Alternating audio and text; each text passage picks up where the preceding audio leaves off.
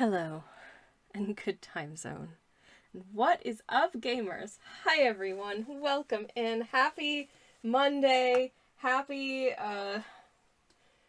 Christmas Eve for those who observe. And welcome. And is it the Boxing Day of Hanukkah? I think it ended recently. I think it was last night. Anyways, happy Hanukkah Boxing Day to anyone as well. Anyways, hi. Welcome in. Hello. It's lovely to see y'all. Happy solstice to y'all. Good times. The days will get longer from here on out, at least if you are in the northern hemisphere. If you're in the southern hemisphere, I hope you're having a nice, balmy summer and wearing sunscreen. Anyways, how's everybody doing? Welcome in. It's lovely to see y'all. Joe, welcome in. Dyer, hello, welcome. Hold on. Wait a minute. There we go. That's better. Hello. Sorry about that. I wasn't visible. Hi, welcome in. Joe, thank you so much for the sub. Whoop, whoop. Very, very much appreciated. 30 months. That is almost a year. What is time? That's wild. Thank you so much. I really appreciate it. Really, really do.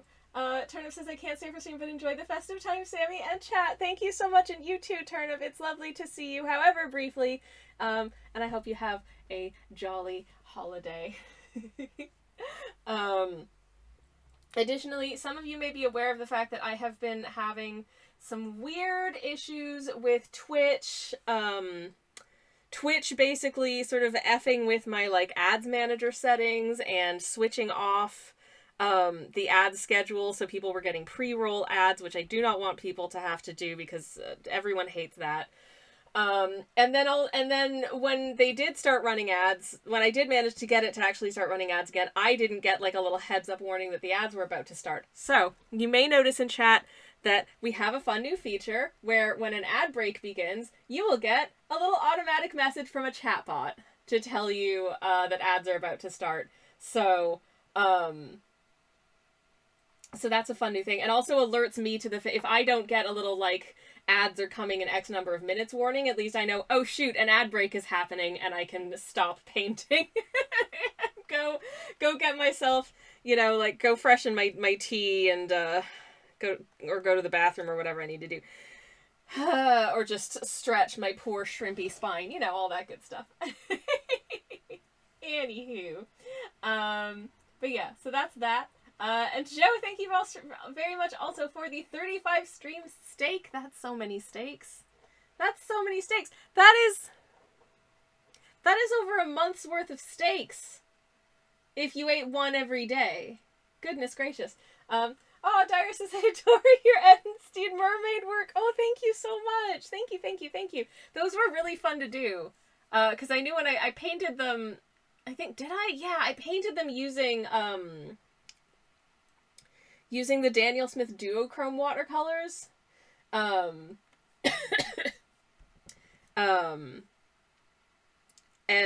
when I knew I wanted to make them into little stickies, I was like, okay, how am I going to capture the sparkliness? So I found a place that did holographic stickers, and they remind me so much in terms of the way that they shine and stuff of these. There was this sticker vending machine that they had in the mall in my hometown when I was growing up, and you'd put in $1 and you would get this shiny Sailor Moon sticker, and it was all in Japanese, and they were so sparkly and so fancy, and I spent so much of my little middle school savings on these, and I thought they were so super cool. And so to get to make something of that ilk but make it into mermen was my dream task. So I'm glad to see they're appreciated. Actually, I think the I did some calculations yesterday. I have a whole spreadsheet of it to try and see what were the things that were the most popular things that I have made in this year to date. And that was one of them. But what I learned from that, looking at sort of like the top like 9 or 10 things in terms of like number of items sold. I have a shot, by the way, in case anyone's curious. Here it is. No press, just letting you know. But I had a look at the like facts and figures of the bestseller, and I wanted to see if I could draw any conclusions, glean any information about what people seem to like the best. And here's how it shook out. Of the top 9 things, I did the top 9 because it was just it ended up numerically being the easiest way to do it. 4 of them were stickers, 4 of them were prints, 1 was a bookmark. And content-wise, they run the complete range. Fan art, original work, you know, like just silly things, somewhat more like serious, like just like bird pictures, that kind of, like, there is no common thread among the most popular things.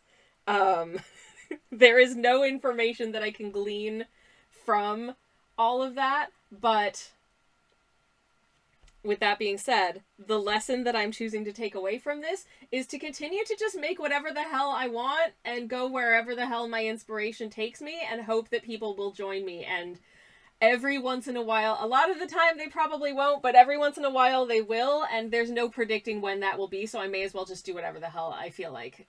So that's the energy I'm bringing into 2026. Everybody wish me luck. Anywho, how's everybody else doing? How are your Mondays going? I hope you're having wonderful days. I hope your days have been good so far, and I hope they continue in that direction. Anywho, Pigeon is here. No audio, but just wanted you to see me streak. They have a 15 stream streak. I can't reply to that message because it's a streak message, and apparently I can't reply to it, but I can go anxious Pigeon. What do you mean? Okay, for some reason I can't at Pigeon, but I'm just going to put Pigeon hi in chat so they can see it even if they can't hear me right now. I have 3 beverages, by the way. This is the Festive Blend from Ozone Coffee Roasters from New Zealand via London. It is very, as is usually the case with a Festive Blend, it's very cozy. I'm getting like, it's gone cold, and I'm getting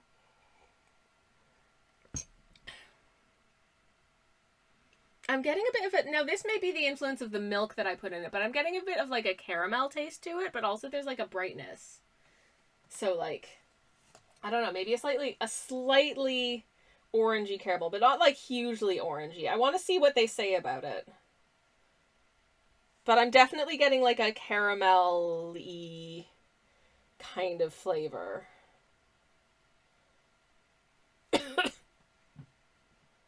Just show me your Festive Blend, damn it.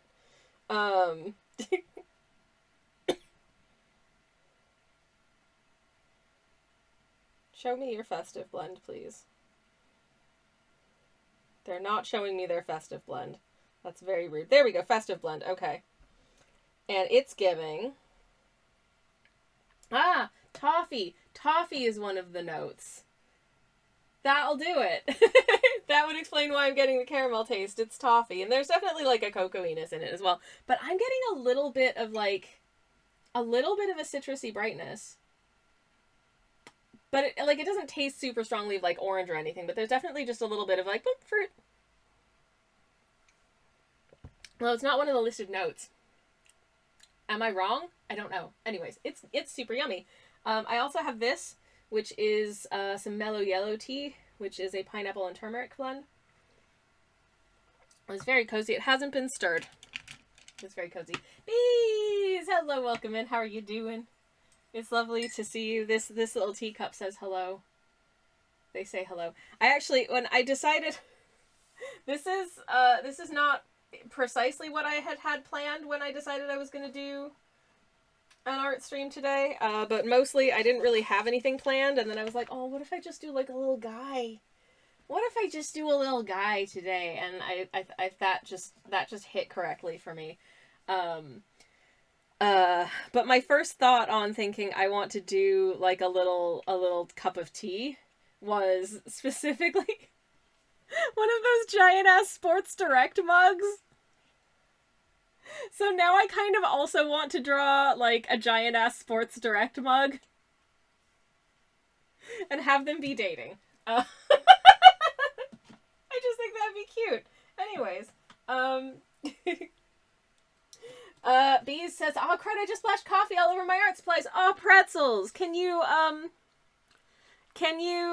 frame this in a way that it ends up looking deliberate? Like people have painted with coffee, so maybe I don't know. Maybe it's a feature, not a bug. Anyways, that sucks. I'm sorry. For the purposes of you no longer are able to drink that coffee, that is very sad, and I'm very sorry to hear that. Didn't get on any work, just my face. Ah, boo. Ah, boo. I'm sorry. I hope it's easily clean upable. But anyways, yes. Also, hello, Leaky. Welcome on in. How are you doing? It's lovely to see you and welcome. I hope y'all are having wonderful Mondays. What did I do today? I had some tasks. I had some boring life tasks to do. So I did some boring tasks, you know, putting things into spreadsheets and answering emails and shuffling files from one folder to another folder, like that level of excitement.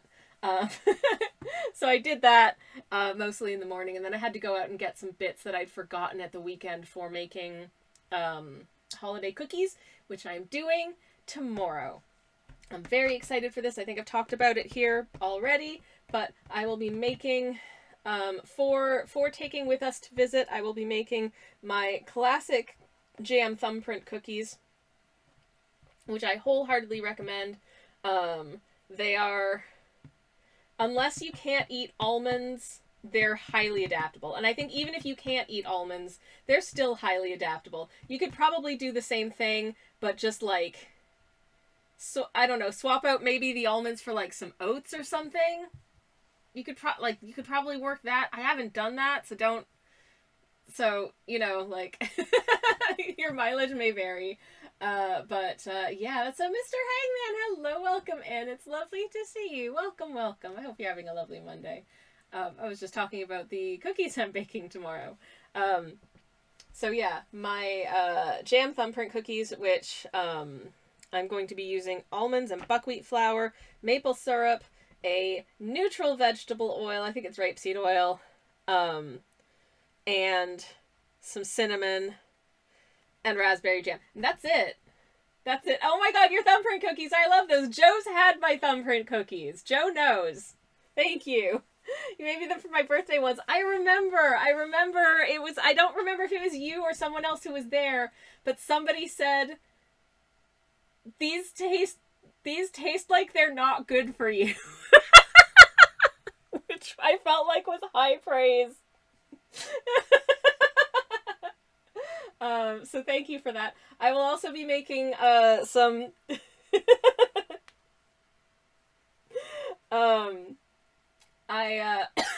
excuse me, I will also be making some little like lemon griba cookies. Which I make with traditionally they're supposed to be made with semolina, but I can't eat semolina, so I'm using polenta instead, and I'm assuming I'm gonna get roughly the same texture out of it. Like, it'll be fine. It's fine. Don't worry about it. Half of the flour is ground almonds, anyways. But they are gorgeous cookies. Lots and lots of lovely lemon zest, and then they're like dusted in powdered sugar, and they're they're so nice with a cup of tea.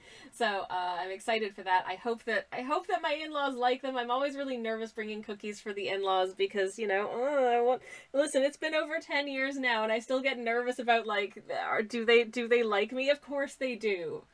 Of course they do. I am family and they love me, but I still get nervous because I'm a baby.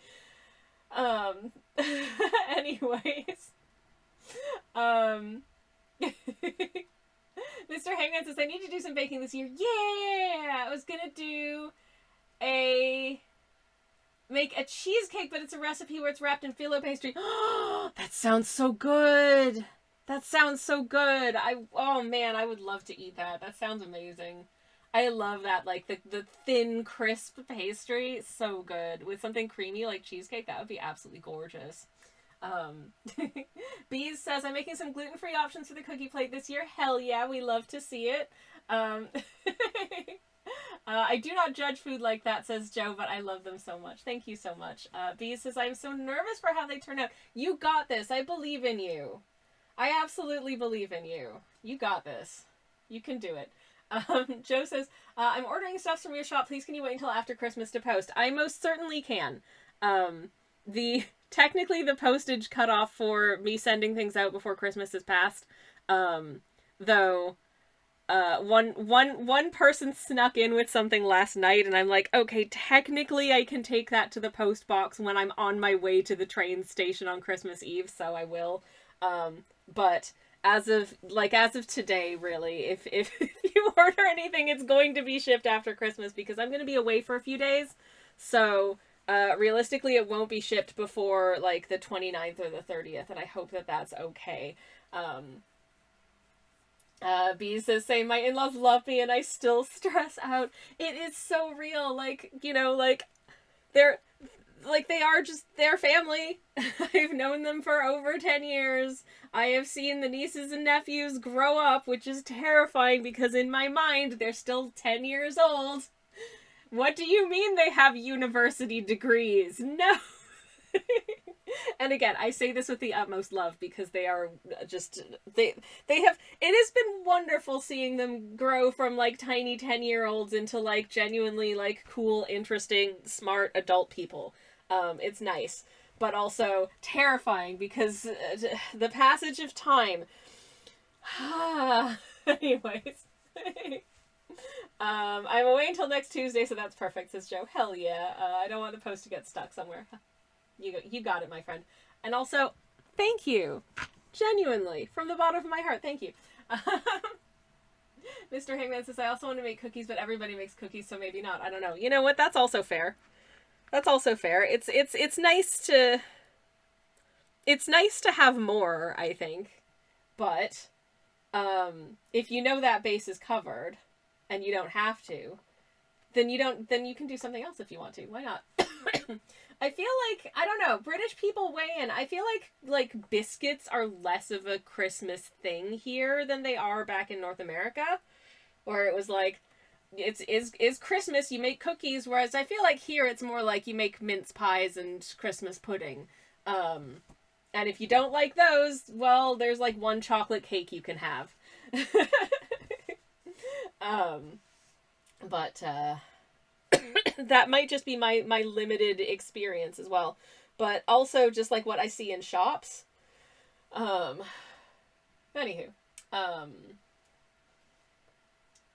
Yes, my Bees says my nephew just turned 10 yesterday.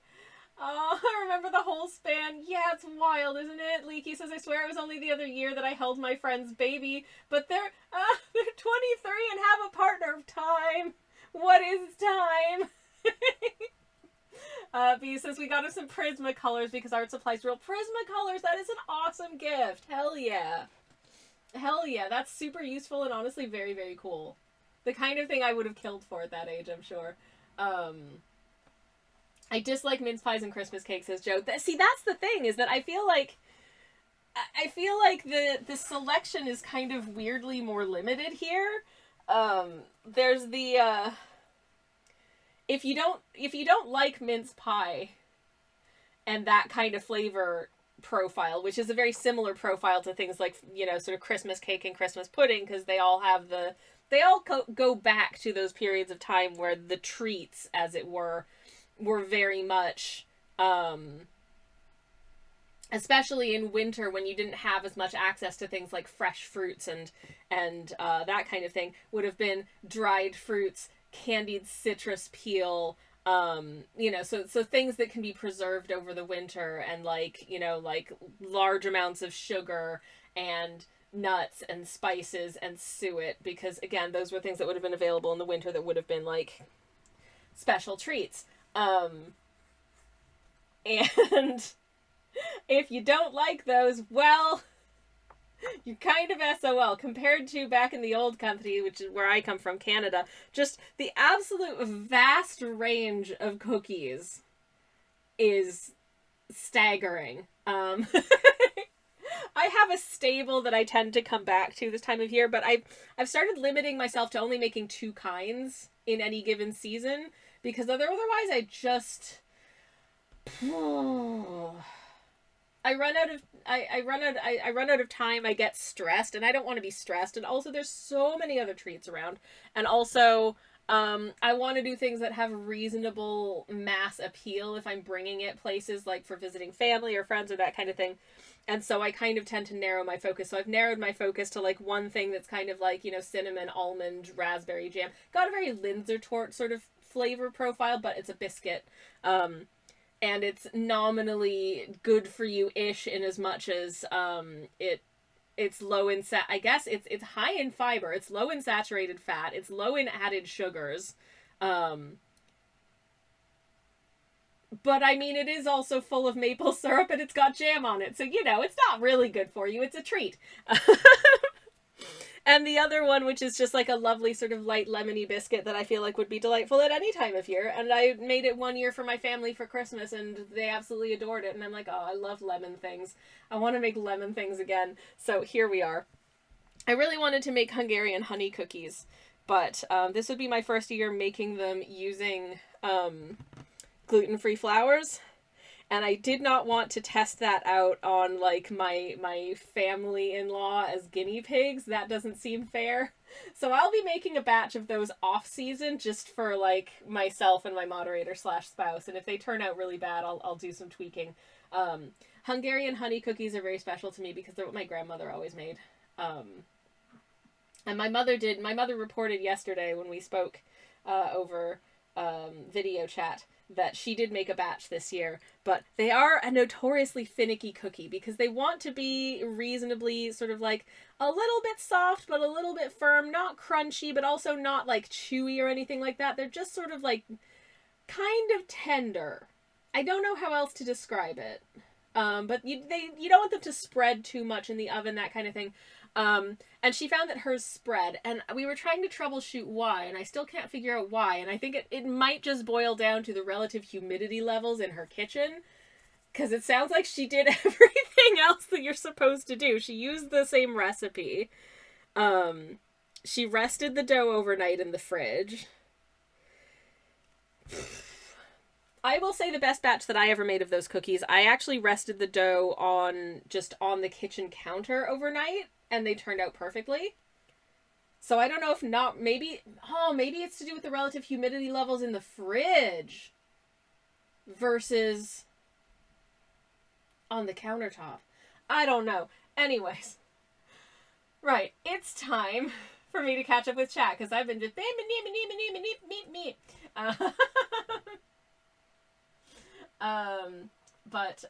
yes, right. Okay, so Mr. Heyman says, today I need to go out and get a haircut and get some last minute things. Ooh, sounds like a fun day of errands. I hope it goes well. Mr. Heyman also says, I've always wanted to try to make one of those boiled Christmas puddings. They seem interesting. I will say I do love a Christmas pudding. But also, I don't know if I'm sure this isn't the case for every household, but certainly my mother-in-law makes a Christmas pudding every year for Christmas. It is absolutely delicious. It is like a very old family recipe, but it is a very old family recipe that is made in the microwave. And I think that's the way a lot of people make steamed puddings now, rather than like putting them in a pot and boiling it on the hob for 2 to 5 hours. It still takes a long time in the microwave. But I will say the results are just as good as boiling it, and it's a lot less of a faff. So why not, you know? But I have boiled a pudding, on the hob, in a pudding cloth, no less. And you can find a video that I made about it on my YouTube channel, which is linked in the chat, just in case you are curious. That's youtube.com/SammyKelsch, where you can watch my stupid videos. I have another video coming out. It's taken so long to get done, and I'm so sorry. It has been several months, and the months have been harrowing. So I haven't had a chance to finish it yet. But yes, I do have a number of videos in the pipeline that I really hope to get done soon. Anyways, I made thumb cookies one Christmas. Delightful. I love that for you, Joe. Nibblings grow up. That should not be allowed. Mine are 3 and 6 now. Oh, that's so cute, Joe. I love that. Leaky says, I would like it if festive food didn't lean into cranberries quite so much. As someone who has very close loved ones who are on anticoagulants, I agree. Okay, I got distracted 3 times, but I ordered now. So, Joe, thank you so much. Thank you. Bees says, in the U.S. we have that with pumpkin spice flavor profile. If you don't like that, well, no dessert for you. That's just not fair. It's just not fair. Joe says, I still have a half set text and my Xbox turned off. No, so yeah, distracted. It's all good, Joe. It's all good. I'm distracted too, for what it's worth. Bees says, and this sounds crazy to me. This sounds fake. Yeah, unbelievable. I saw someone somewhere complaining about people who make chocolate chip cookies at Christmas time because it's not a Christmas cookie. But you know what it is? It's a cookie. Why would you ever complain about a cookie? They're a little treat. I don't care if it's not festive. It's a treat. I'm here for it. Unless maybe I didn't like chocolate. But then you could just have other cookies then. Like, who cares? Lee says, my TV is always getting turned off because I paused YouTube too long whilst I'd wandered off. That is a mood. And you know what? I'm glad that it shuts itself off if it's been idling for too many minutes because it saves electricity, but still. Mr. Hangman says, I made an old Roman cheesecake once. It was nice, basically just cheese and honey, but because it was ricotta, it had more interesting texture when it was cooked than just a cream cheese. That sounds so good. I have made cheesecakes with ricotta, but more of the, technically, I think supposed to be made with, the fresh curd cheese, farmer's cheese type thing, but the closest I can find in my supermarkets is ricotta. Like Northern European style cheesecakes with, almonds on the top and that kind of, but that sounds really good with honey. Yes. A cookie that someone made for you, says Bees. Yes, exactly. It's a gift, no less. I would never. One time, this was the loveliest year. One time a friend of mine, who I really need to reach out to more often, I will send them a message wishing them a happy holiday when this stream is over, because it's making me a little emotional to think about. Without provocation and without warning, and with no knowledge from me that this was happening, I just received from them one day in the vicinity of Christmas time a giant-ass box. When I say a giant-ass box, I mean the dimensions of the box were larger than this A4 cutting mat that I'm making my art on here. Filled with cookies. It was incredible. There were ginger cookies and snickerdoodles and I can't remember what else, but there was just massive containers of cookies in this giant box, and it was so thoughtful and so sweet, and I was like, my god, how long did you spend baking all of these cookies, you maniac? Thank you. It was really sweet and we really enjoyed them, and I'm having a little emotion thinking about it because they're a really lovely person and I hope that they're well.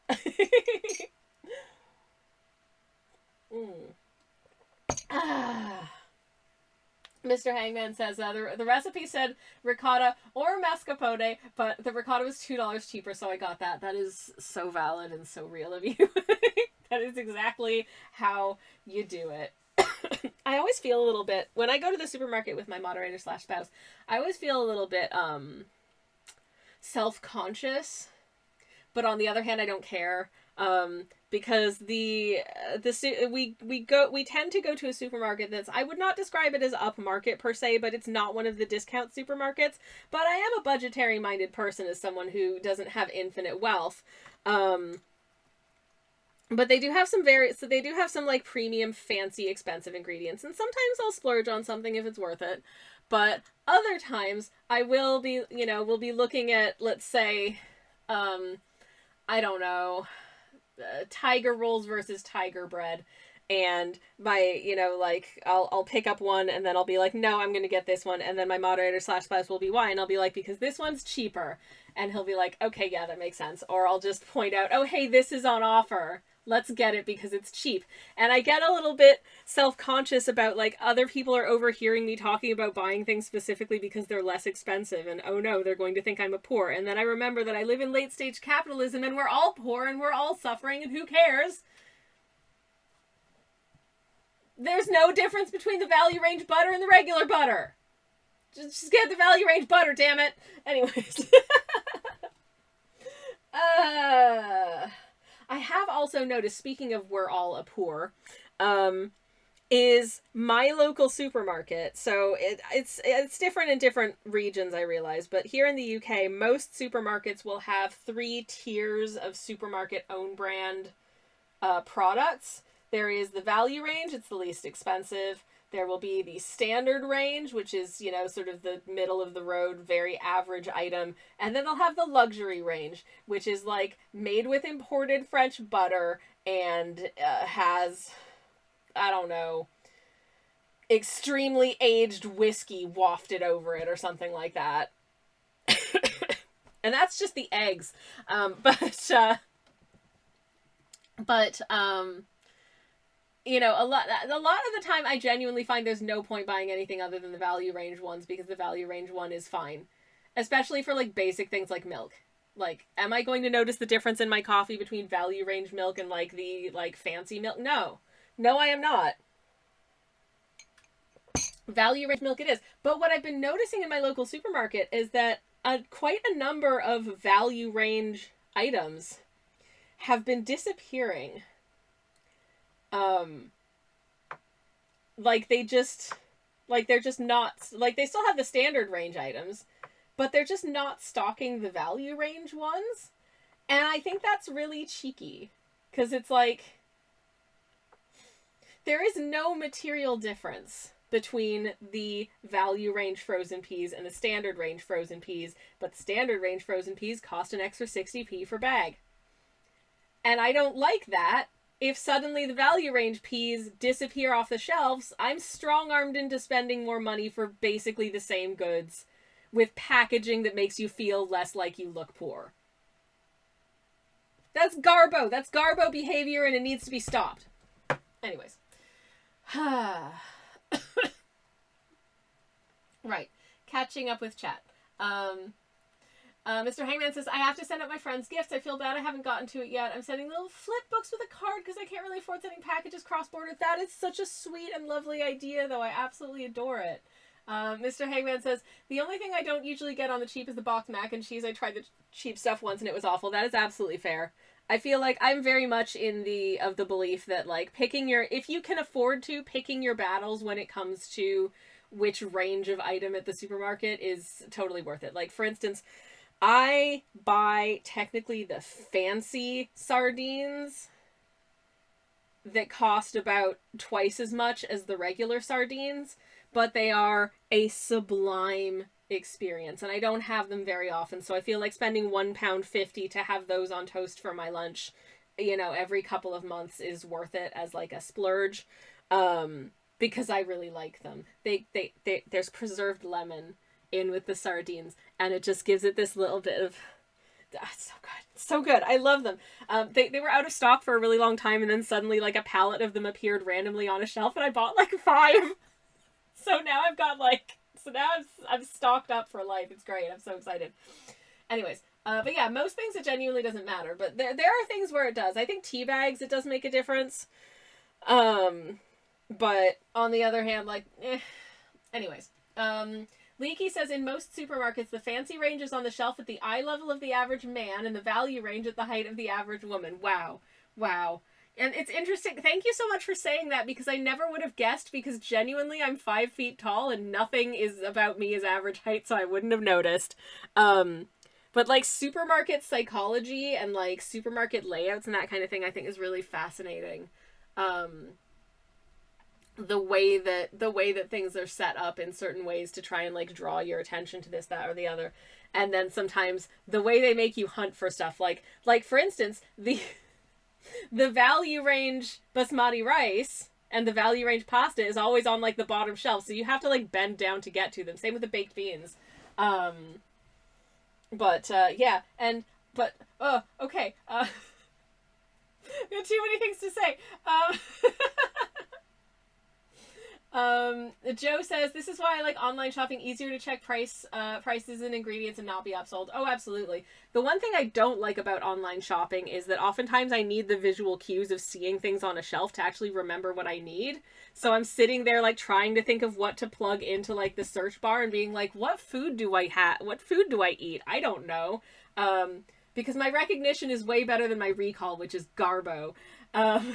Also, I like being able to pick up my fruits and vegetables because every once in a while you get just like a really poorly shaped cucumber and you're like, man, like it's really thick on one end and thin on the other, and I'm like, this isn't gonna make a good salad. Anyways,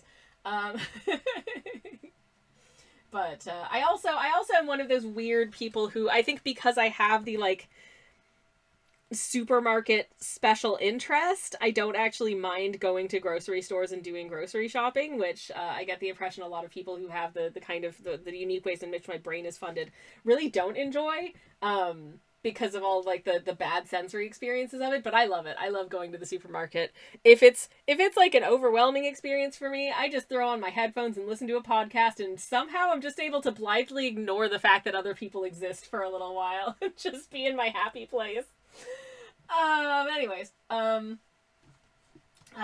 gotten some awful teas that were cheap, says Mr. Hangman. Yeah, I usually only get Tetley or Twinings. Both solid choices. We used to be almost exclusively a PG Tips household, I think, because that's what my husband grew up with. In terms of like just like your bog standard English breakfast type tea. But we've been getting the Waitrose own brand Gold because it's cheaper. And guess what? It's fine. It's good. It's great. I love it. Though mostly as older viewers to the channel may know, I drink a lot of weird loose leaf teas. So this is my pineapple and turmeric tea, and I also have a backup in reserve here, which was my advent calendar tea for today, and it is mojito tea, which happens to be one that's in fairly heavy rotation in my like drinking tea arsenal anyway, so like it's fine. I'm happy to get more of it in my advent calendar because I drink it anyways. Leaky says, I always grab things from the top shelf when they run out. You know, one of the nicest social encounters I had recently was last week. I was at Marks and Spencer's, and I was trying to get a 4-pack of the all butter gluten-free mince pies in the hopes that they'll be nicer than the gluten-free vegan mince pies, which I got from another supermarket and honestly didn't like very much because the pastry, I just, you know, I love a lot of things that are vegan, but I think it's hard to make a pastry that has a buttery flavor and feel without actual butter. I'm sure it's possible, but I'm sure, like, the supermarket own brand has not figured this out. I'm sure, like, an artisan vegan baker has figured this out, you know what I mean? Because I've had some very, very good, and in fact, some of my favorite baked goods that I make at home are vegan. But anyways, they put them on the very top shelf. And these shelves and they were at the very back of the very top shelf too. If they were out in front, I'd be able to just sort of like hop up and reach. But these shelves were eminently unclimbable. I knew if I tried to scale these shelves, I would be crushed by them. So I was just standing there trying to figure out, like, is there a way I can get between sort of the grates underneath the shelf and try and shimmy it forward, like trying to nudge it with like my travel pass or something. But no, it was shaped in a way that I would not have been able to nudge those boxes forward in a realistic scenario. So I ended up having to just stand there staring up at these until like a taller person came into the aisle and I could ask them to get a box down for me. And I was there for like 5 minutes and it was really embarrassing. But a tall man came into the aisle and picked up a thing of chocolates, and I asked him to reach the thing for me, and he was really nice about it, and it made my day. So thank you, strange man, for getting me gluten-free mince pies. They're the only ones I can eat. Anyways. Bees says, my local supermarket changed everything around during the pandemic. Ugh! when we were trying to spend as little time as possible. That is so rude. I think the one baffling choice that my local supermarket made during the pandemic was they shut down the self-checkouts, which made zero sense to me, because you want people to be interacting with each other less when there is like a highly communicable virus going around. And, you know, like, even though we're all masked, the more that we speak with each other, the more chances are, like, a percentage of particles are going to get out and potentially get someone sick. Especially someone in a service job who has to interact with the public all day long, right? So they shut down the self-checkouts. Instead of just putting, like, you know, like a nice tall, like, piece of perspex in between the self-checkouts, or maybe just, like, you know, sort of shutting off half of them so people were further apart. No, they just shut them all down, so everyone had to queue up for the tills where the people were doing the checkouts. And at a time when I was incredibly paranoid about, you know, coming into contact with literally anyone at all, being forced to stand there while someone scanned my groceries, I felt so bad for them. I felt so bad for me. It was stupid. I do not understand the thinking behind the decision. It was very stressful for me. Also, because technically we were only supposed to, like, one person per household was supposed to do the whole shop, but, like, because of our relative sort of, like, minor disabilities, neither my partner and I could do an entire shop alone. So we would go in separately with 2 separate trolleys and each do half of the grocery shopping. But we'd, like, convene in various locations and sort of, like, surreptitiously confer with each other. And I'm sure the entire grocery store staff knew what was going on, because we were regulars. We've been there every week since forever. Like, everyone knows we're a couple. We always do our shops together. But no one cared, so it was fine. And I felt bad about, like, cheating the system. But it's like, listen, my brain is disabled. I cannot be here alone. I will have a meltdown. But also I don't have any way of proving it apart from you just have to take my word for it. I'm sorry. Anyways, I did try once. I managed to pick up a lemon. And then just get so freaked out by the experience that I'd had trying to get into the supermarket that I just put my basket down and ran out and had a meltdown on the pavement. So, you know, yeah, anyways, I'm definitely, yeah, there no disabilities in this house. Anywho. Strangman says tea lasts forever because I'll have like 2 or 3 a day. Since it's decaf, I can. A lot of the time I drink half my tea and then just fill my cup back up with hot water, and it's a brand new tea, basically just a touch weaker flavor. And you know what? That's fair. That's valid. There are people who re-steep their tea bags multiple times. And there are some teas that really lend themselves to it, like certain types of oolong and pu'er tea. But I also know people who do that with, like, English breakfast, so, like, fair. I love shopping, says Mr. Hangman. My Nana hates shopping, and I don't really get it. You just go in and grab stuff. It's not bad. Yeah, it is kind of an overwhelming experience for some people because, like, the amount of, like, things available can be overwhelming if you're not sure exactly which type of thing you need, and sometimes there's a lot, you know, there's a lot of noise, bright lights, crowds of people just sort of being crappy. And then in some cases, and I hate when this is happening, when you go in a supermarket and they're still, like, they're, like, actively stocking the shelves all over the place, because I think a lot of places used to have, like, employ people out of hours, like, really early in the morning or after the store closes in the evening to stock the shelves. And I think a lot of places stopped doing that as a cost-saving measure, so they just have people with, like, huge pallets out blocking most of the aisle, stocking stuff in the middle of the day. Notwithstanding maybe, like, restocks if things, you know, sort of go really quickly in the morning.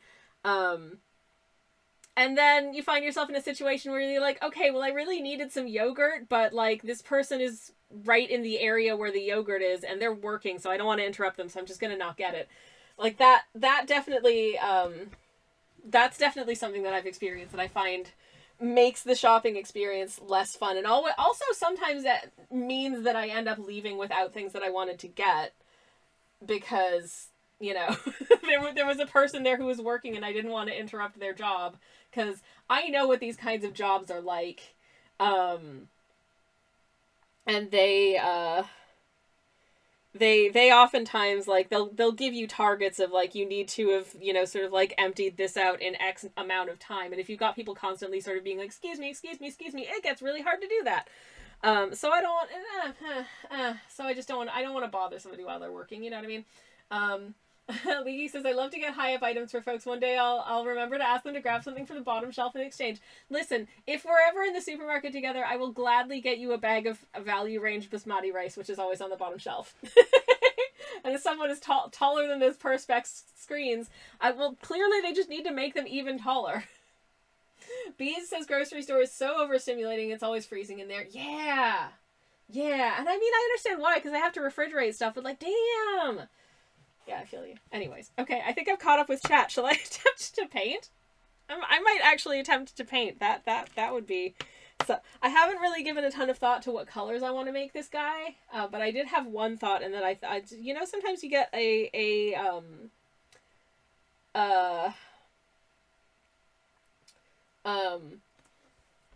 teacup.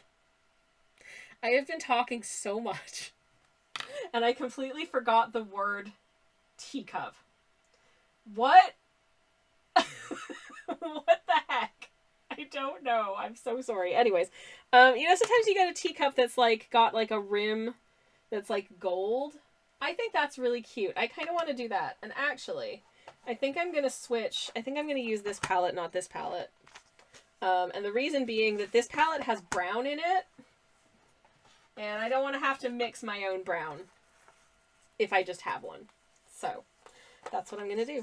This is the 1930 palette from Choosing Keeping. It's a nice palette of Japanese Gansai watercolor paints. And crucially, it has two different shades of brown. I think I'm going to use this one. I feel like this is a good brown for tea. I mean, this means black tea, so, you know. Choosing Keeping, says Kirsty. Choosing Keeping. Yes. It is one of my favorite special places to buy silly art supplies. It is, if you've never been to Choosing Keeping, and I sure suggest that you do if you like art and art supplies and stuff, because it's nice. It is an art supplies and stationery shop in London. It's near, I want to say it's near Seven Dials, I think, somewhere in that vicinity. If memory serves. I used to, oh man, back when I could digest wheat, I used to go to St. John Bakery in Neal's Yard and get myself one of their donuts. If you like donuts and you have not been and you go to London, please go to St. John Bakery in Neal's Yard and get yourself one of their donuts. They are absolutely stunning. Gazillion% recommend. Is it the really expensive one? Sarah won't let me know where it is, says Kirsty. I bet it is. I bet it is, because, yeah, the things I own from them are very small. Because their paints ain't cheap.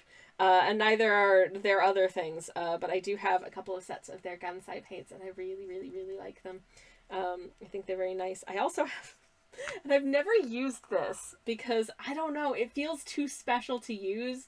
Does anyone else have that thing where they buy, like, art supplies or stationery, and then they're like, this is too nice? I cannot defile it with, like, whatever stupid project I would apply to using it. Choosing Keeping mention, says Pigeon. Hell yeah, that's where my paint comes from. But I got myself a wax seal, like, stamper and some wax for sealing. And it is... it's a little skull and crossbones, like, wax seal stamp, and I've wanted to use it for so long. I think I don't know what I would seal with it, but I really want to, because it's so cute. It's just a little, you could send little pirate letters. I don't know. One of these days I will find an appropriate use for it. Today is not that day, but one day I shall. Okay. I'm just wetting my paint a little bit. I'm gonna pick up some of this tea cooler.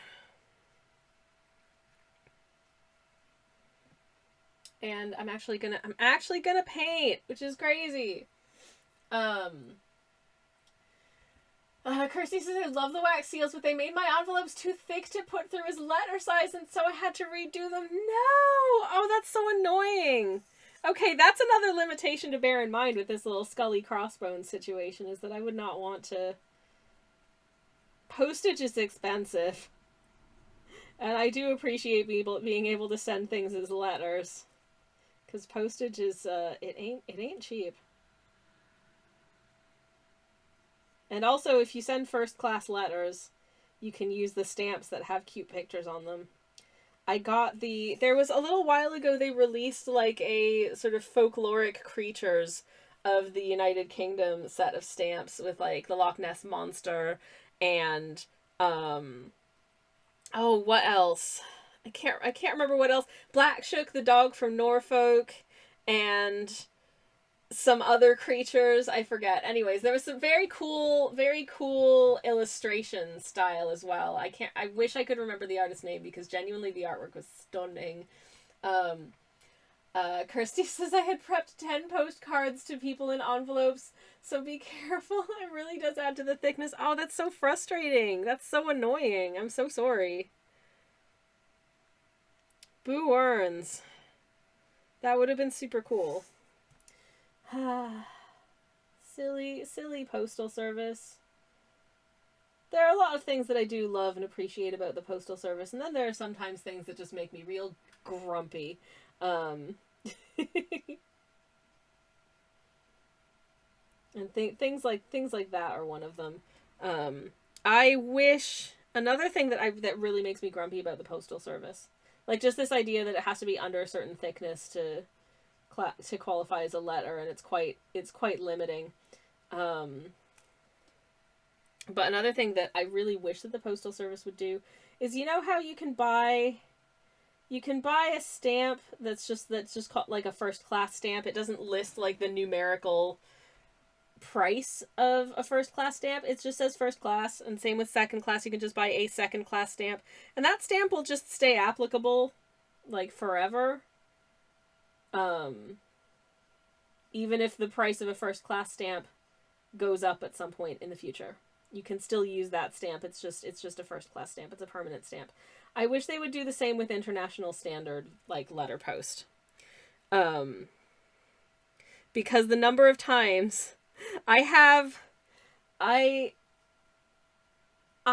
bought so many Dungeons and Dragons stamps at what was then the international standard letter post monetary amount, because it was available as a £2.50 stamp, Dungeons and Dragons creatures. Really cool stuff, right? And then they put I think like a week after, this massive order of like several sheets worth of £2.50 stamps. This was not a cheap investment. This was like a significant investment of my money, because considered a £2.50 stamp, and there's like 24 sheets on the 24 stamps on a sheet, and I bought like 4 of them. This was not cheap. And like a week after I ordered these, international standard letter post went up from like $2.50 to like $2.80, and now it's I think $3.20 or it was $3.20, because I went and bought an equivalent number of sheets of 50p stamps and 20p stamps so that I could make up the postage to £3.20, and then right before my last shop update, they only went and increased the price again to £3.40. So then I had to go and buy a whole bunch of sheets of 20p stamps.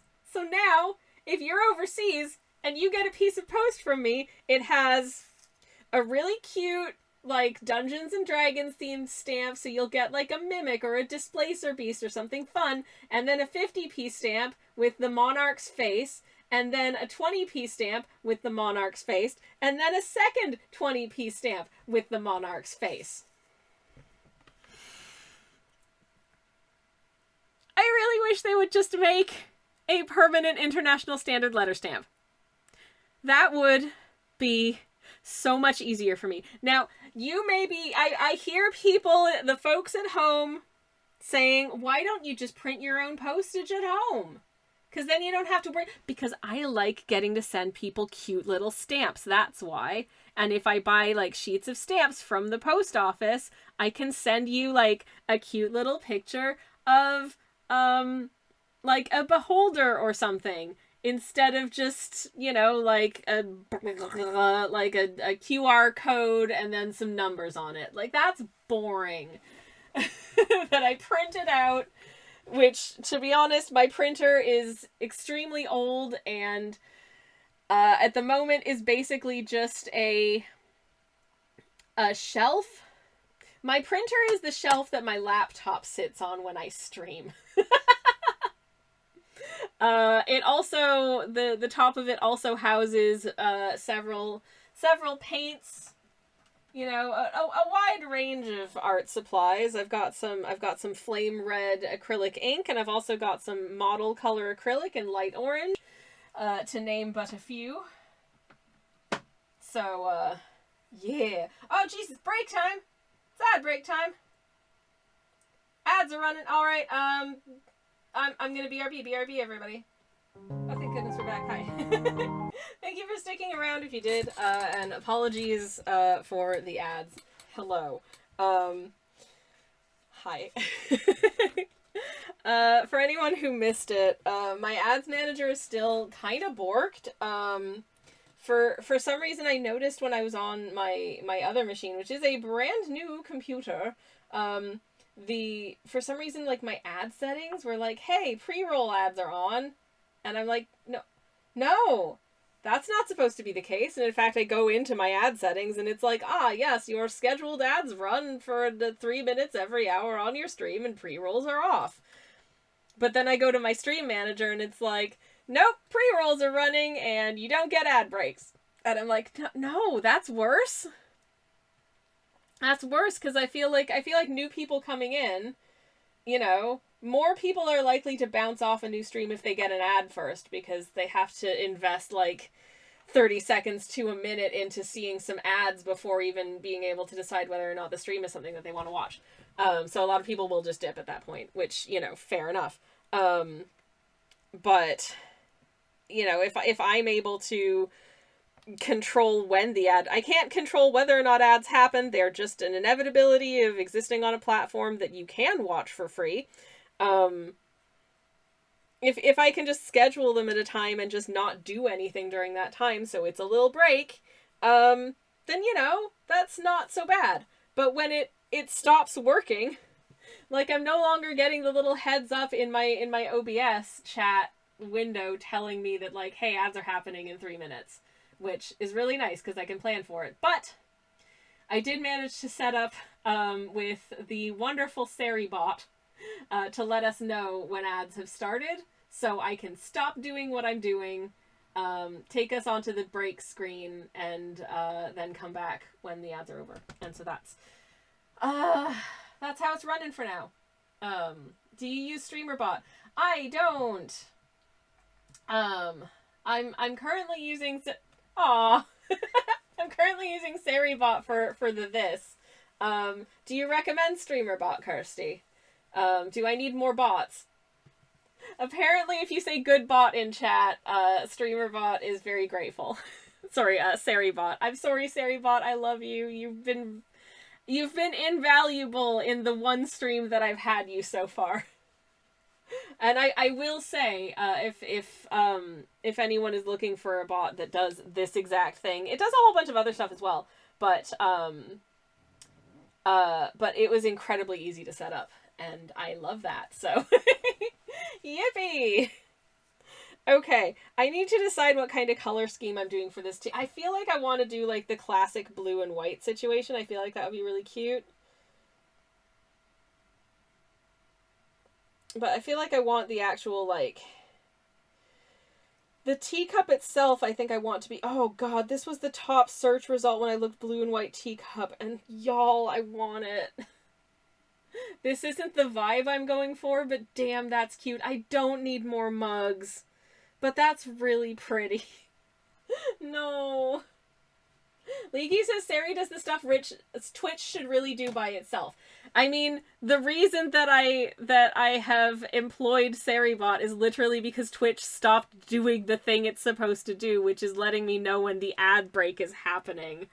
Because it's that's just not working now. Yay! At least I managed to get the ad schedule running again, even though I had to re-enable it again on this machine again. I don't know if I have to do this every single time I stream now, but when I was setting up to go live, I saw that in my little, like, if you're not familiar with what the sort of Twitch website stream sort of back end, I guess, looks like, there's a little, you can reconfigure it in various ways, but for me, there's like a little bar at the top that tells me, like, here's how long you've been live, here's how many people are watching, here's when, you know, sort of the countdown to when the next ad break will be. I can't see any of that because I only have one monitor, and my one monitor is showing my stream software, which functionally is the more important thing that I can see immediately, because that gives me, like, I can see exactly what's on camera right now rather than what's being broadcast on Twitch with a several second delay. So it's important to me to be able to see right now what I'm doing on stream. Anyways. Yes, what was I going to say? But normally I would get a little green sort of like doot at the top of my chat here in OBS to say, like, you know, ads start in 3 minutes, and then it counts down, and then it tells me when an ad break is like actively in process. I can't see that right now. But also when I started stream, it told me that pre-roll ads were on again. And last stream, apparently some I did ask the, like, viewers if anyone was getting hit with pre-roll ads, and at least one person did, so I know that somehow my settings got borked. I don't know how, and I don't know how to permanently fix it. It's super annoying. Yeah. Anywho. Kirsty, the streamer bot is amazing, but it takes some learning and getting adjusting to. There's a whole bunch of triggers you can use to make stuff happen that the ads countdown and breaker triggers. So when your ad countdown kicks in, you can set stuff to happen automatically. Oh, that's cool. There's loads of really good documentation. Yay! So I usually just Google it. How do I ad break streamer bot? And it works. Nice. That's good to know. I may look into it. Thank you. SariBot has given us an axolotl fact. Axolotls can be trained to respond to simple signals and cues. They show more learning ability than many other amphibians and some fish, and possibly even me.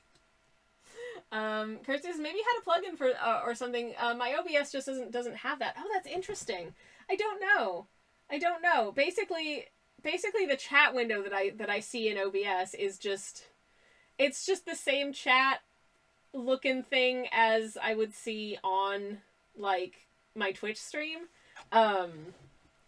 So I don't know. But it used to give me, but the interesting thing is that I think it must be tied to my account, because rather than, like, my software, because I stream on Fridays I stream on a different machine with different software and a different browser. Like, I'm using Chrome right now, and my other computer I was using Edge, and both of them were doing the same thing. So gosh only knows at this point. I think, but also Twitch did this thing twice where it unmodded Sledge, and I had to remod him, which was very rude because he's my moderator / spouse. It's in his name. You do not get to unmod my mods.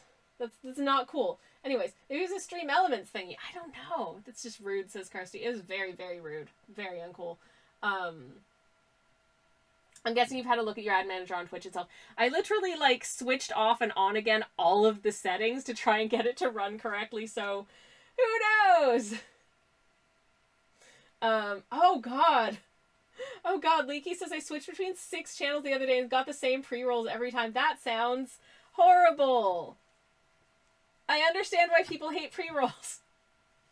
How could they not know who moderator slash spouse is, says Kirsty. Right? He's the most wonderful person that I know, and I love him very much. Hello, Sunshine. I love you. I can live with being just slash spouse. I don't know, because if you're just slash spouse, that makes it sound like people are writing fan fiction about us. You know, like slash about. Please don't write fan fiction about us. It's weird. That's a level of parasociality I don't feel like I'm important enough to have. Anyways, Joe says even my channel knows who moderator slash spouse is. Aw, and we love you. Do we need a slash spouse command on the channel? It's tapped. Oh my god. Anyways. Hello, Sunshine. I hope you're having a good Monday. I hope you're coming home soon because I miss you. And I'm looking forward to having soup for dinner tonight. We're having soup. It's cauliflower with kale. It's gonna be really good. Anyways, I was supposed to be. Incidentally, also just for the avoidance of everything, I have a timer set up on my phone for about 55 minutes after the last ad break so that I can be prepared for it next time. Can I come over for soup? That sounds yummy. Hell yeah. I mean, we only have 2 bowls worth, but I'm willing to share. Also, it might be cold by the time you get here. But that being said, I'm probably not gonna start it for another like hour and some odd minutes because I'm still streaming. But I'm on bus, so Signal is probably about to go fucky. Oh well, in that case, just in case you can't hear me, I love you, Twitch user / Callie. There we go. Okay. Anyways, goodness gracious. Right, what the heck kind of ornamentation do I want on this? I'm just looking at different examples of cute teacups. I could do something that's got sort of more like stuff kind of around the top. I just want to make sure that, you know, we don't get in the way of being able to see that beautiful smiling face of this very sweet friend. So I think I might do something that's slightly more sort of around like the upper edge of it. No, it's my phone is stuck on looking at a my phone got stuck on looking at like a shop listing for a tea, and I'm like, no, I don't want to buy a teacup. I mean, I do, but I'm not going to. Anyways, I was looking at like these kinds of ones that have like little feet, just because I thought having those look like their actual feet I thought would be really cute. So I did that. But yeah, I think the blue and white is definitely the vibe I want for this. So that's what I'm gonna attempt to do. Yay! Oh, I want a cup with "Will this become a sticker?" says Joe. If it's cute, it will. If it's not cute, then no. But hopefully it will be cute. Okay, I'm switching palettes actually. I normally like to stick with the same palette, but that works better, I think, when you're doing like a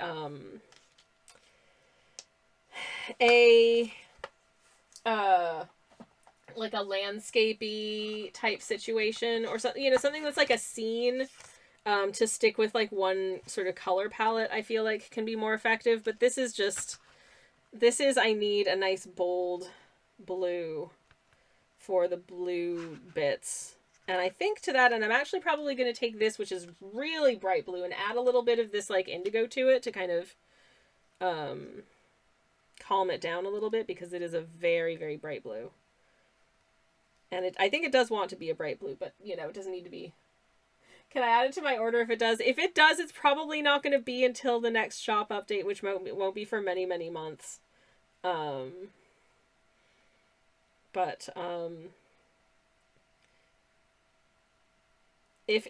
it turns out cute, just and you want like a sticker, just let me know.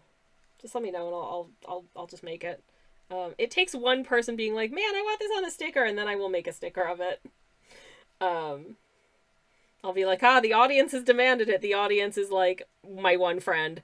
That's enough. That's enough incentive. If I can make my one friend happy with a silly little sticker, then I will do that. Because I think that's nice. Okay. All right. Biscuits, says Joe. Hell yeah. Oh, man. Biscuits.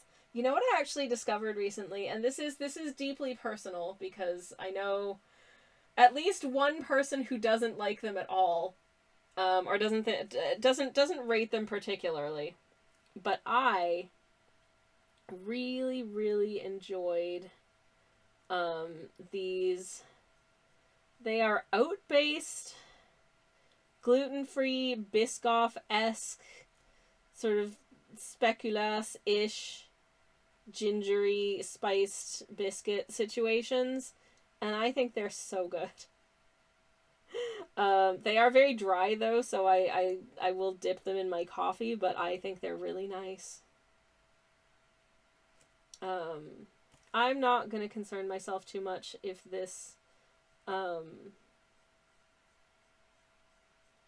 blue strip is a little bit sketchy, because I'm going to be hand drawing in some flowers here. I'm going to assume that this piece of tea ware was like lovingly hand painted.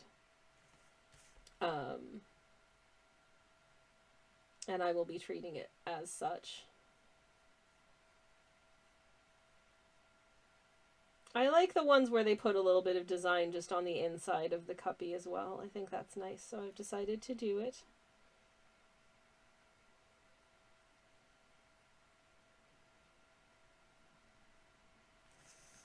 There we go. Yay! Yippee! It's a start.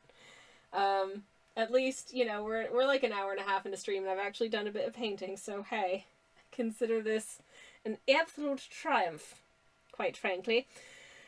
So yeah, happy with that.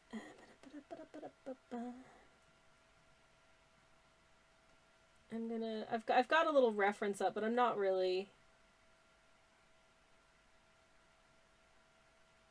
aiming to, you know, perfectly recreate it. I'm just doing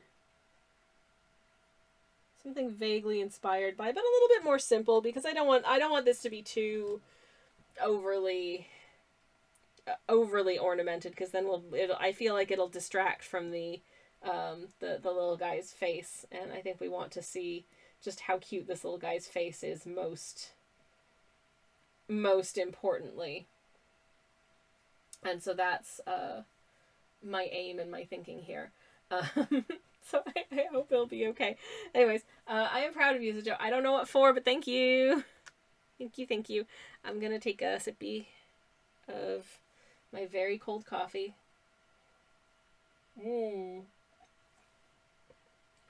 If that's not the taste of, I made this back at like 3 in the afternoon, I don't know what is. Actually, no, more like 3:30. Let's get crazy. Yum. Good. Actually, now that that's done, I can bring in my spare.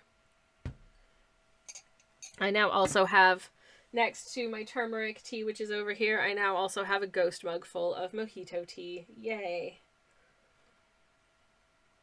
Which I've just noticed has a flake of scale at the bottom of it.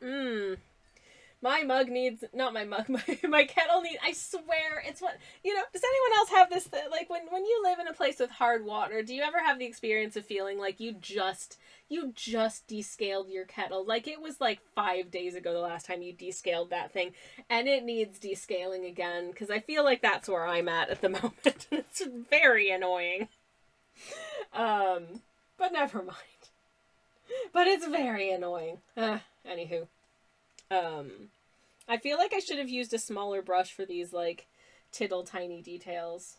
Like the little flowers and stuff, but oh well. Ain't that just the way?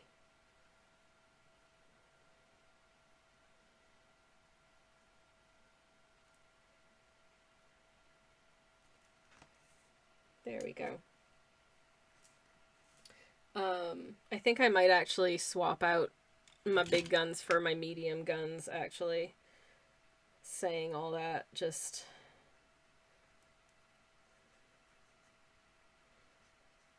in the name of making these details a little bit more, you know, deeted and also tailed. I feel like that might be wise, because what I want to do is have like a couple of smaller flowers.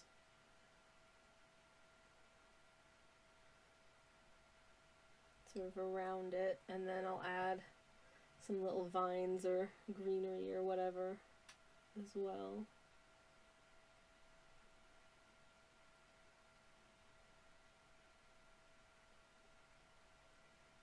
Like so. Is this gonna look cute?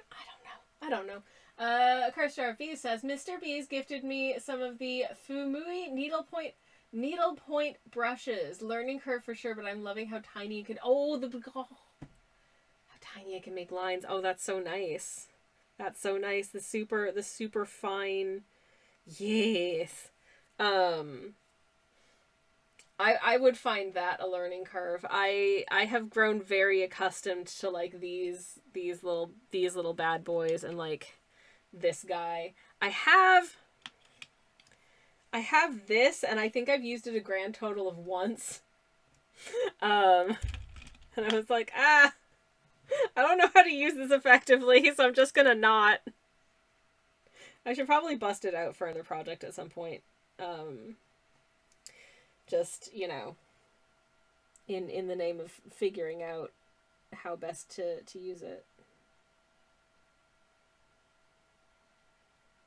But that's really, really cool. That's super nice. I love that for you.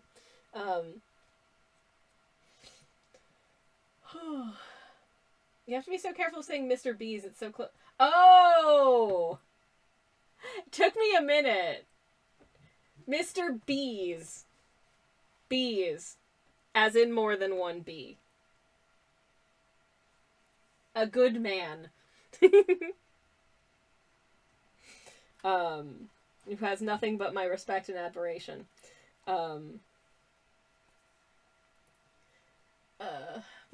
Yes. Right. What else do I want to add to this? In the name of ornamentation and making it cute. I'm looking at sort of the kinds of I'm absolutely in no way, shape, or form directly replicating any cuppy designs here, but I am kind of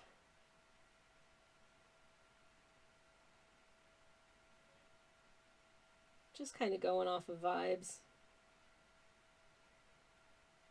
And some little shoots, some vines. Doot doot.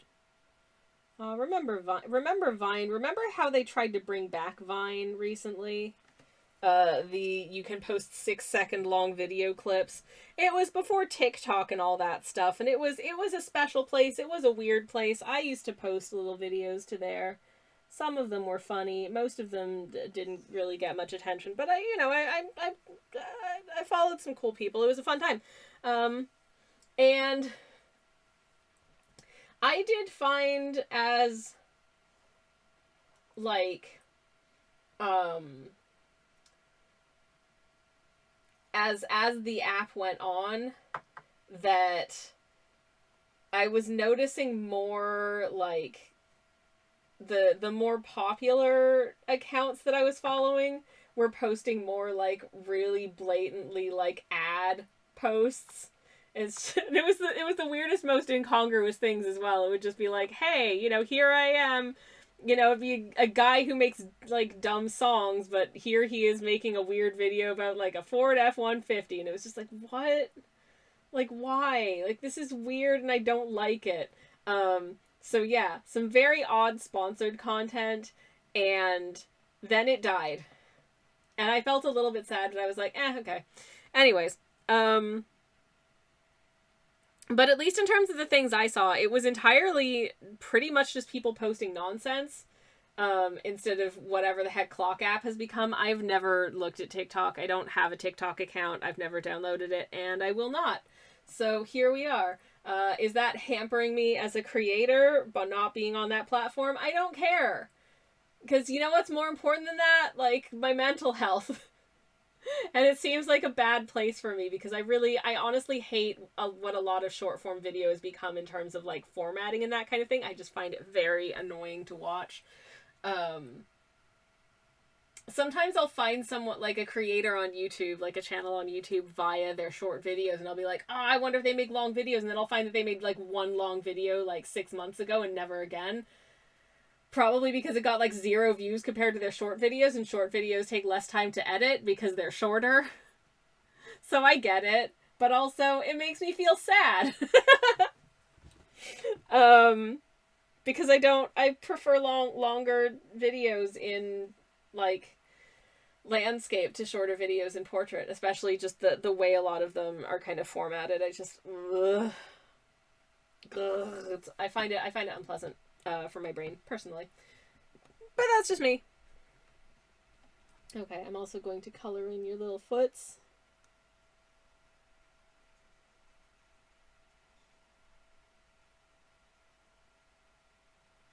Thusly.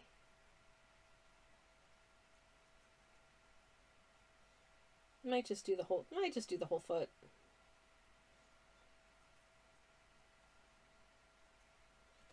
the whole foot. And sometimes they'll do like this on cups, which I think is really cute. A little bit of ornamentation, just kind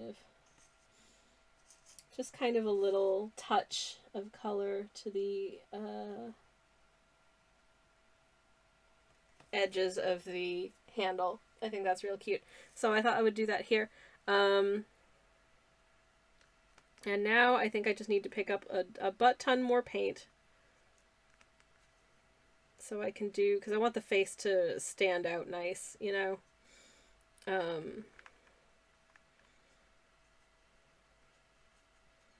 So I might need to layer up the face a bit to make sure that it is sufficiently colored in. Anyways, what's... I don't know if this is a stupid question. What's everybody up to this week? Are you doing something fun? Are you planning to have a nice time? I'm not gonna see y'all live on here until after the Christmas holidays, which somehow have absolutely, I feel like I've been waiting for them forever, and simultaneously they absolutely snuck up on me.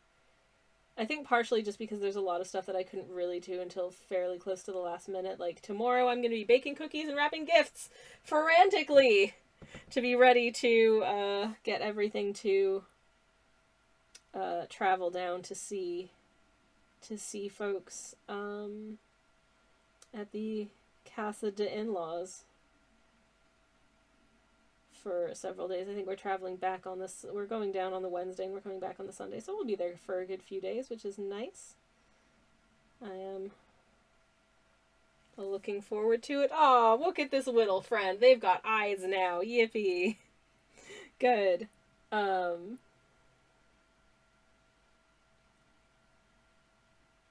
they also need a nice little smile.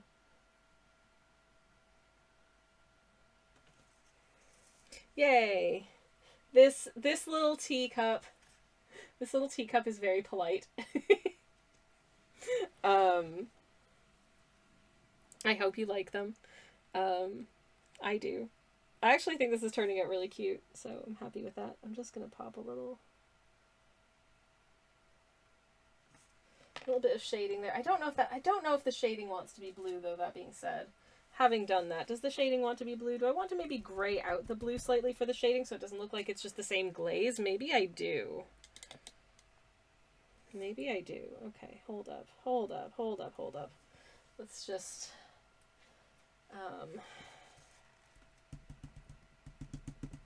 Okay, this blue is very staining, but if I just... Alright. Well, that's moved a bit of paint off of their eye or their smile because I touched it by mistake. But that's fine. Do you want to know why? We may be a traditional artist, but we also believe in being able to fix things in post.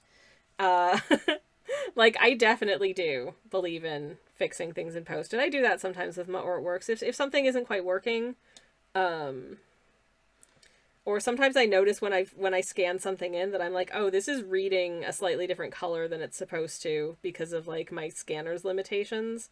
I will just readjust that. I often have to do. In fact, I pretty much always have to do some kind of like curves adjustment after scanning things in.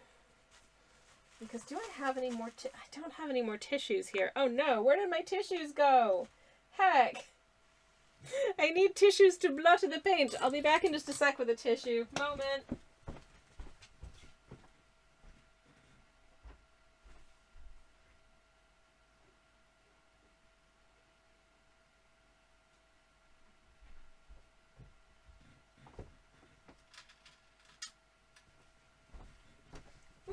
I've also switched off the thermostat so it's not hot as balls in here. Okay, anyways. I'm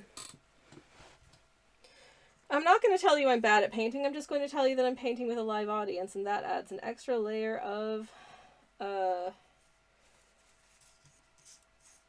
divided attention. Oh, geez. Just got a blob all over the paper. Never mind, it's cool. It gives it character. I like it. Genuinely. I don't mind that at all. Okay. Now I'm just gonna just on the side of the string. Thus. And then a little bit there.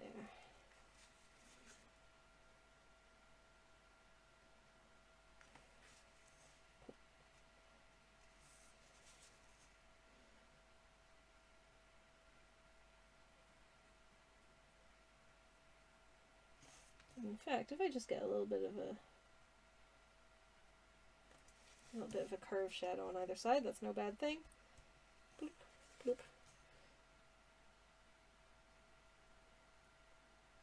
But we keep it relatively subtle. Okay.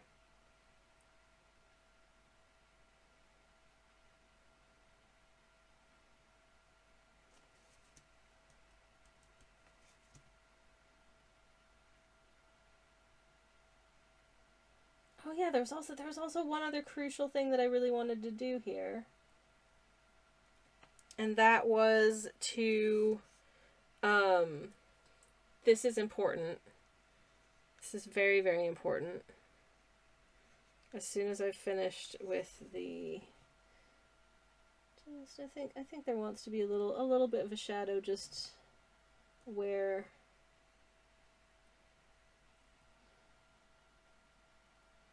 foot meets body, because it's kind of under the teacup's tummy body part, as it were. So I think it wants to be a little darker.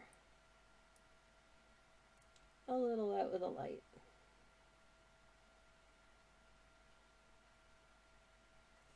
There we go. Okay, wizard. That'll do for that. Keeping it fairly simple. But the other very important thing that I have to do before we get to like line weight and stuff. Oh, also, I have decided that it's clearly hasn't been finished being drawn, but this is going to be a Sports Direct mug that is also a little guy, and they will be dating. So, there you go. Why? Because I'm just a sap, that's all. I'm just a stupid little sap, and I love love. And to that end, this tea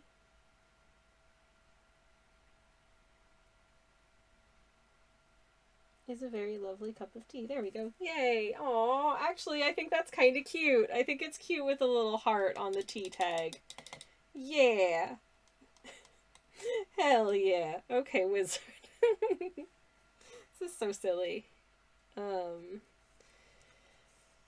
think I want to just slightly fill the mouth, the smile in again, because it's dried down a little bit light. If I can pick up, apparently my brush is just allergic to picking up paint now, which is an interesting choice, but never mind. Anyways, do other people have like your preferred mug or mugs? And if you do you have, like, what's your specific reasoning behind what your favorite mug is? I don't have, like, one single favorite mug, but I definitely have, like, specifically, this is the mug that I drink, like, coffee out of. If I'm making a coffee, I'm drinking it out of my Little Miss Giggles mug. If I'm making a pot of coffee for myself and my moderator/spouse, I use my Little Miss Giggles mug for me, and moderator/spouse's Mr. Tickle mug for him. This has the added benefit of them being, like, the same mug design, so I know they're the exact same size, and that makes it a lot easier to, like, measure equivalent amounts of coffee into both of our mugs. Though that being said, I also weigh out how much coffee goes from the mocha pot into the mugs to make sure that we get the exact same amount of coffee. I don't want either of us to wind up in a situation where the coffee's a little bit thin because I gave like the other person, I eyeballed it and I got it wrong by like 20 grams or something. That would make me feel really bad. So to avoid that, I just use my scales. But I also use the two. At this point, it's just habit and it makes me happy. But for my teas, I do have certain things that I look for in mugs. Attention. Never mind. Twitch user Sammy Kelsch. Choppers. Hello, Fox. Welcome in. Thank you so much for the raid. Welcome, welcome, and hello, hello, hello. How are you doing? How was your stream?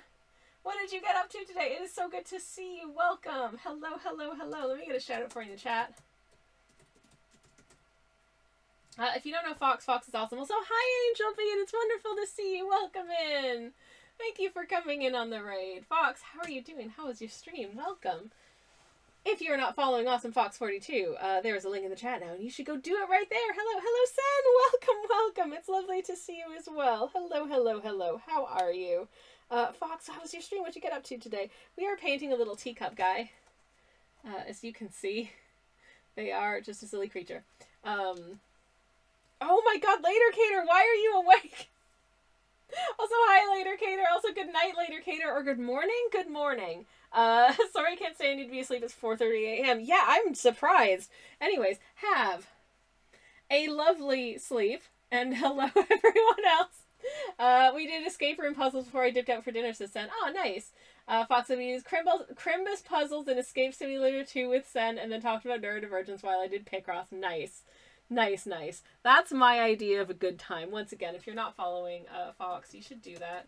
And as always, we are an art tax optional stream, but if there's anything that you'd like to share with the class, feel free to whisper a link in my direction. I'd be very happy to share it. But if you don't want to, absolutely no pressure. Have you gotten your Crimbus card? No. I also haven't checked the post in about 3 hours, so I can go do that again when we have a break. But thank you very much indeed. For posting it. I appreciate it. It's really, really sweet. Thank you. You will get a, if it's not in the post right now, like in the post box right now, you will get, I am sure, a DM of gratitude with photo evidence as soon as I have it in my hot little handies. But thank you again. I do appreciate it. I don't know if I mentioned it. I think I mentioned it before y'all raided, so I will say again, I decided during our last ad break that, because I wanted to do a little cup of tea today, but I wasn't sure if I wanted to do like a fancy pants porcelain teacup like one of these bad boys, or if I wanted to do like one of those giant Sports Direct mugs that just inexplicably and magically materializes in every cupboard in the UK, and I decided on the break that I was gonna do both, and they're gonna be dating. So at some point I will be writing Spo Dyer on this mug, and also giving it little hands and feet and a little face. Made it faster to southern Germany than the UK, which is right next door. Whomst knows? Who can say? The post is a mysterious beastie, especially at this time of year when things, I'm sure, get a little bit hectic for them with everyone sending cards and parcels and what have you. So I have no complaints at this point about the postal service in that respect. But as I mentioned earlier on stream, I need them to make a permanent stamp that is just International Letter Post.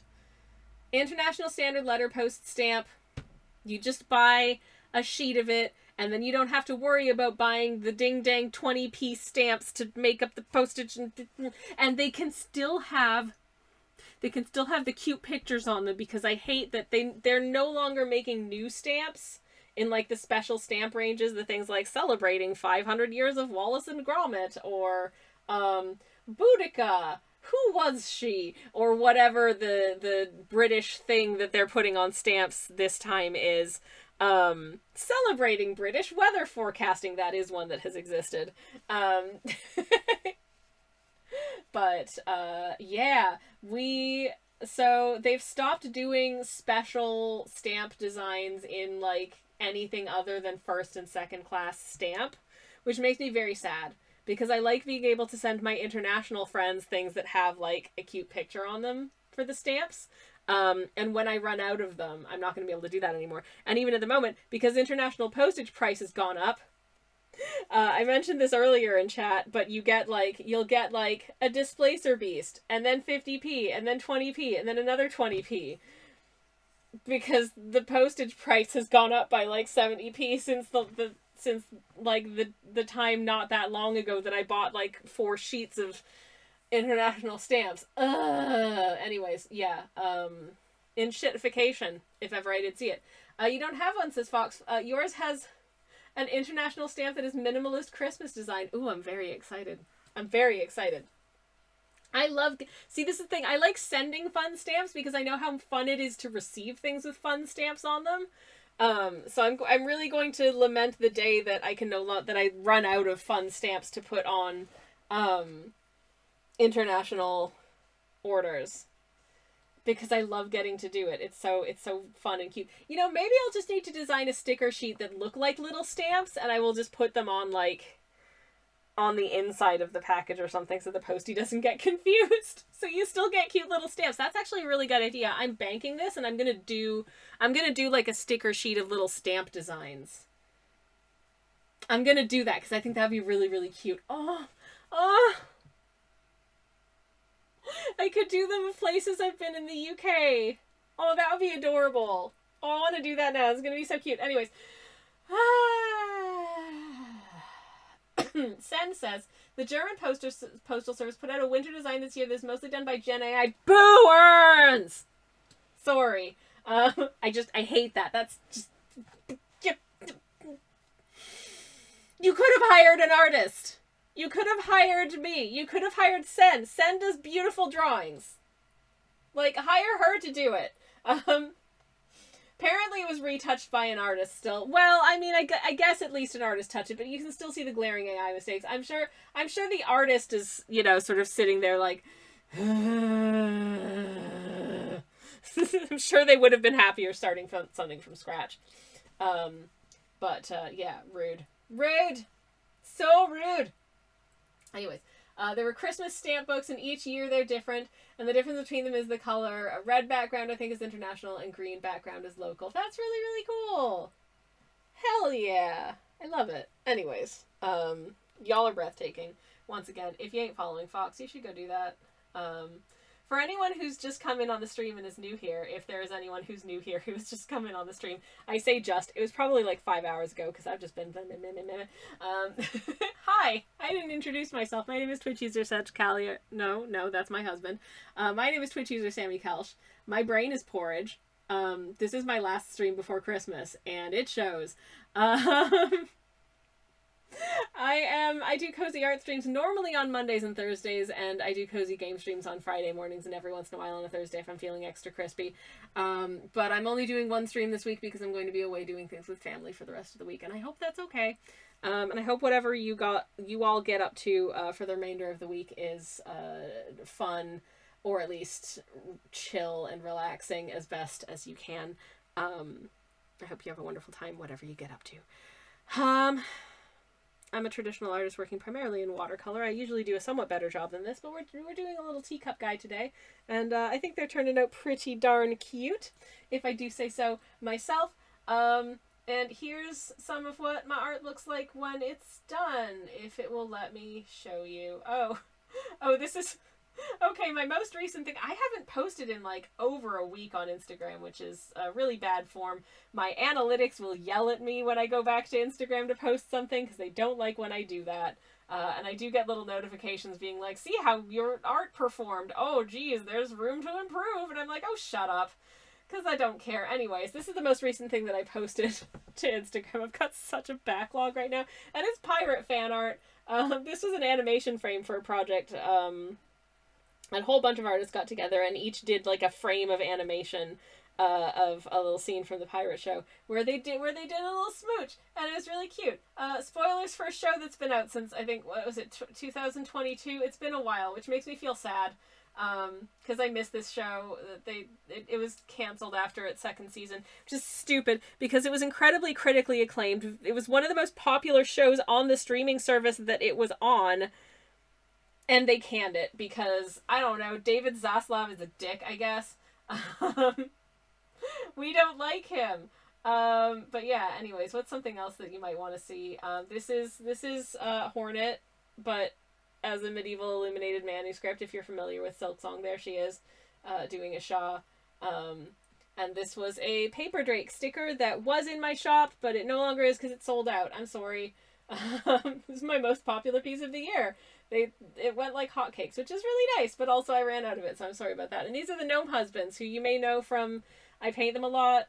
They love each other very much. I love their soft, big beard and bushy mustache, almost as much as they love each other, and their patchwork blanket and their little cottage. And I have some plans for lore of some of my little characters in the coming year, and I hope that y'all will be here for some lore expansions. Specifically, I've got some Terry lore expansions, including someone Terry knows, a friend, a colleague, even, perhaps.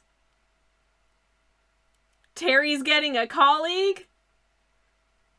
That's pretty exciting. So I'm pumped for that. But anyways, let me catch up with chat. Sen says they also had a crypto series of collector stamps of AI-generated famous German landmark buildings, and they also came with their own NFT digital versions. Guess what sold better? The same variant that was traditional photography / art of the same buildings, or the NFT AI version? Gee, I wonder. Gee, was it the one that wasn't garbage? Was the non-boo-boo garbage better? The regular ones were picked up by collectors immediately. The other ones still available, and collectors snubbed them. No duh. No duh, German Postal Service. What the nuts are you doing? Fox says I haven't posted since February. You're good. Sen says even longer.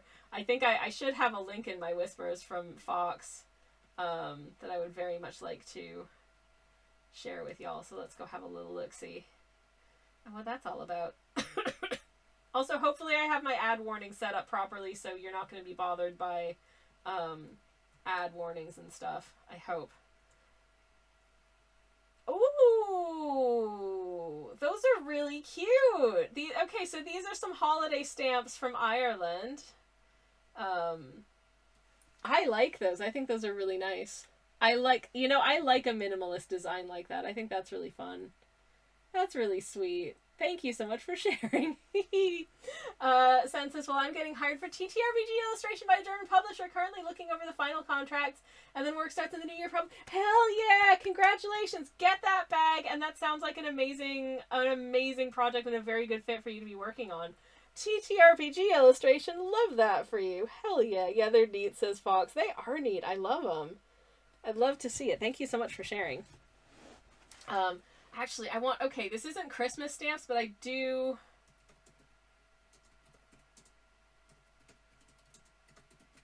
If y'all haven't seen this range of stamps that,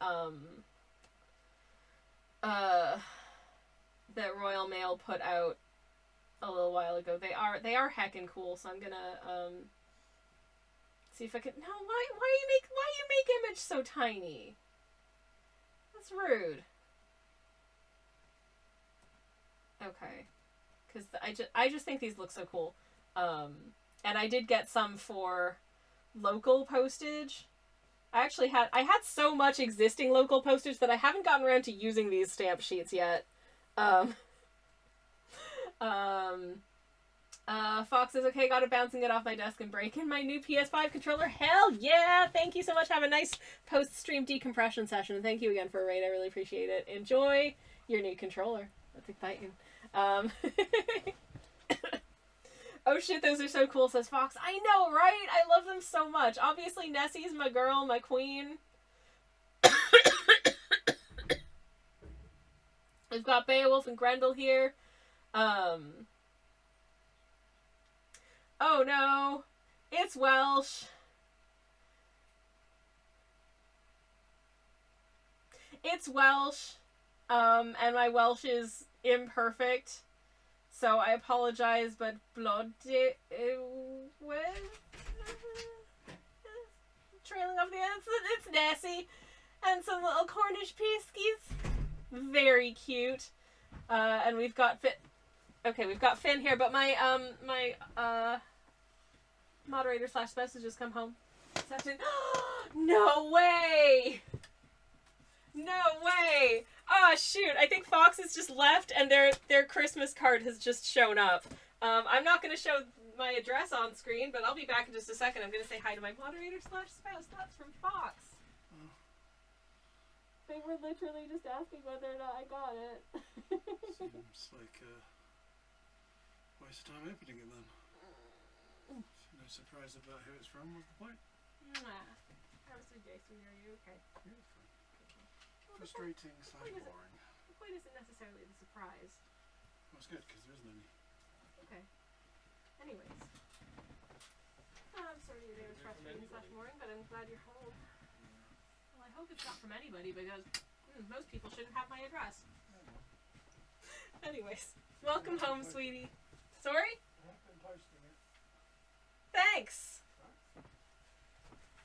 Hi, everyone. That is wild. My moderator / spouse check into the post. I'm still here, says Fox. Oh, Biddle boy. Okay. Very, very covering my address, but here is my beautiful tree stamp. I love it. I will treasure it. And thank you so much for my Christmas card. Oh my goodness, a live unboxing. I don't know if there's anything here that's like too personal for stream, but oh my god, it's so cute.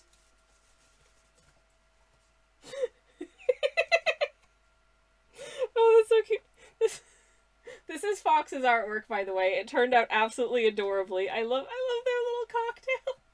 Oh my goodness. Oh, you look so cute. I hope you will not think it strange if I fly from the Frog Exchange to bring you the news surprising that all the New Year pawns are rising. I'm so glad to hear it. That is so cute. Thank you. Perfect timing. It is truly incredible. Also, you are correctly addressed as moderator / spouse here, which appreciate it. Aw, thank you so much, and thank you for the there's little cat stickies as well. Thank you so much. I really appreciate it. Thank you, thank you. That is a lovely. I shall treasure this, including the stamp. Thank you. Anyways. What was I gonna say? That has broken my brain, but in like the nicest possible way. That was really lovely. I think ads are starting in about 7 minutes. Okay. I'm trying to monitor it so I don't accidentally run over into the ad break. Only 10 made. I like to think when I'm dead they'll be collector's items. I shall keep it in pristine condition so that I can one day donate it to like a museum or something. Oh, I love it so much. It's so cute. Lines and stuff? Shall I do lines and stuff? I think I shall do lines and stuff. Let me try and get some more of this colored. And I think, should I do the... I was trying to decide whether or not I wanted to I was going to say I want to edge it with gold, but that sounds... I don't know if I can say that. But if I want to give it a little gold trim, because I do appreciate when teacups have a little bit of a gold trim. I think that's nice. So maybe I'll do that. I think I'll leave that to the end. Oh shoot. That's my ad break is probably coming at some point. Okay, now I will go. Glad I could catch you getting your card, and thank you again for it so much. I love it. It's absolutely delightful. So thank you. Have a lovely evening. Yes. Okay. Hopefully this is enough of the color that I'll be able to get a good line out of it. Let's start with... Oh no, that's too... Okay. The bead of paint on the end of that was going to be incredibly thick, and I would like these lines to be relatively fine. Relatively.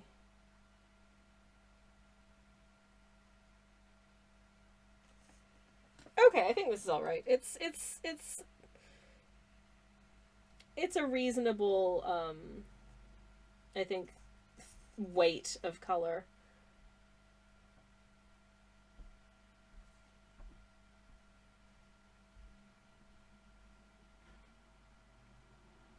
Basically, when I was deciding what to paint for today, I was like, what's something silly that I can get done in the span of basically one stream?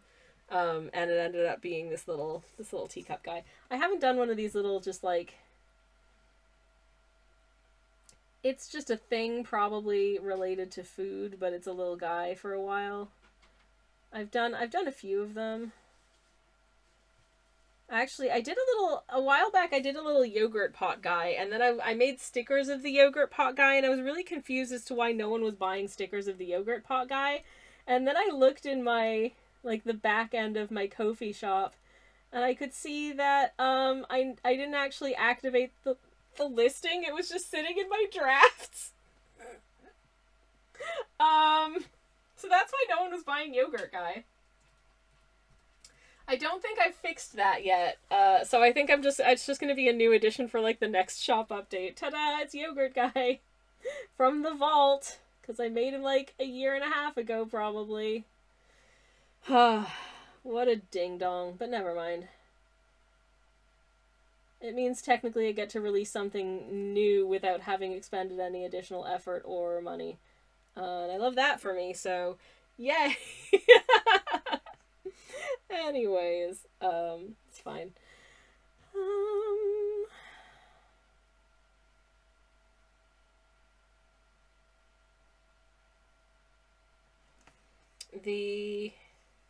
I feel like the general shaping of this cup feels very handmade.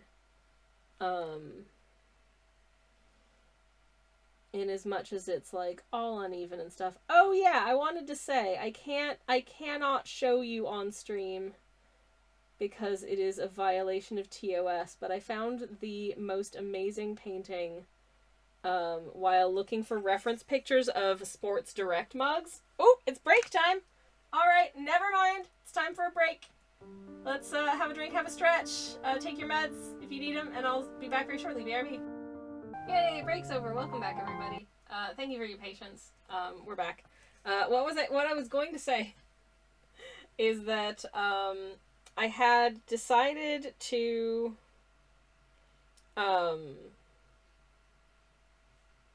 do a companion piece to this that would be like a little Sports Direct mug guy.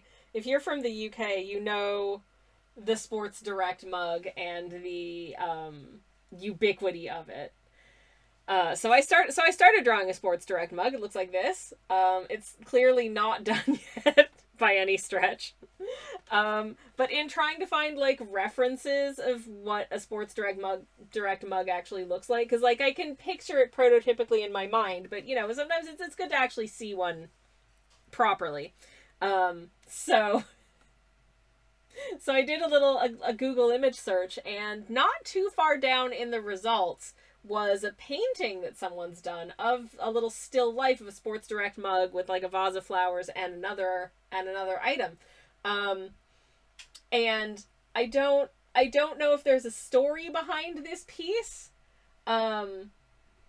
I like it as a painting. I think it's great. But also, it includes an item which I feel like I can't show on Twitch due to TOS, so I have put a link to it in the Discord, but I've also spoilered the link so that it doesn't like preview any images or anything, just in case anyone's looking at Discord while they're at work. Or possibly visiting like their family for the holidays.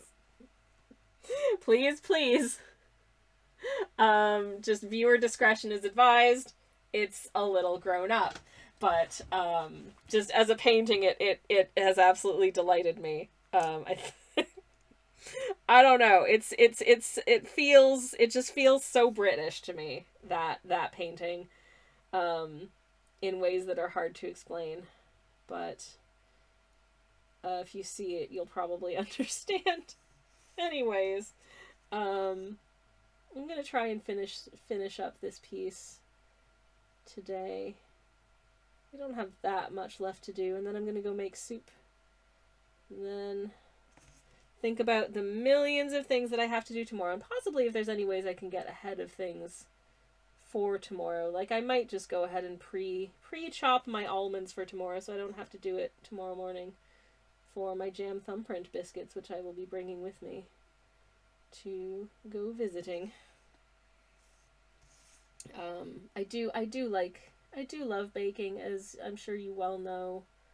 I have written a couple of baking cookbooks. I've published two that you can still get, though the artwork is from like 2019 and 2020 respectively, I think, or possibly even earlier than that. So like the artwork is old, and I don't feel like it represents what I can do as an artist these days, and so I'm a little embarrassed.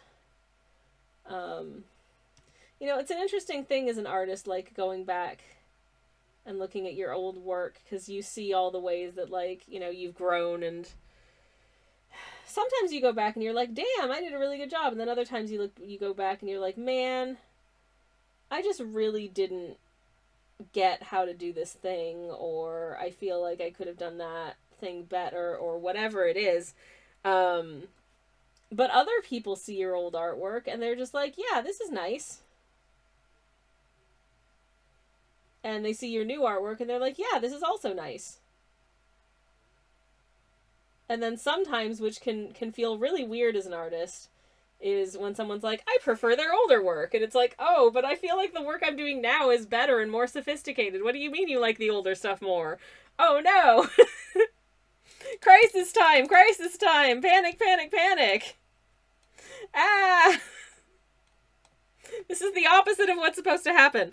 And I mean, that does happen when I think about, like, now that I'm thinking about it, there are definitely, like, creative people where I'm so scared of this happening. I'm so scared of my work just, like, getting worse as I get older instead of getting better. Because, I mean, artistic progress is not, like, a linear path of, like, you just continuously improve. Sometimes you make something amazing, and then 30 years later you make another thing and it stinks. There was a movie that came out recently. I have not seen it, but I hear it's really bad.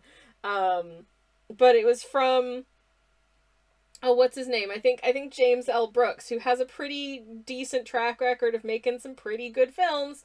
And this is not one of them. The name of it is like the name of a lady, like, I can't remember what her name is, like Ella McDonald or something.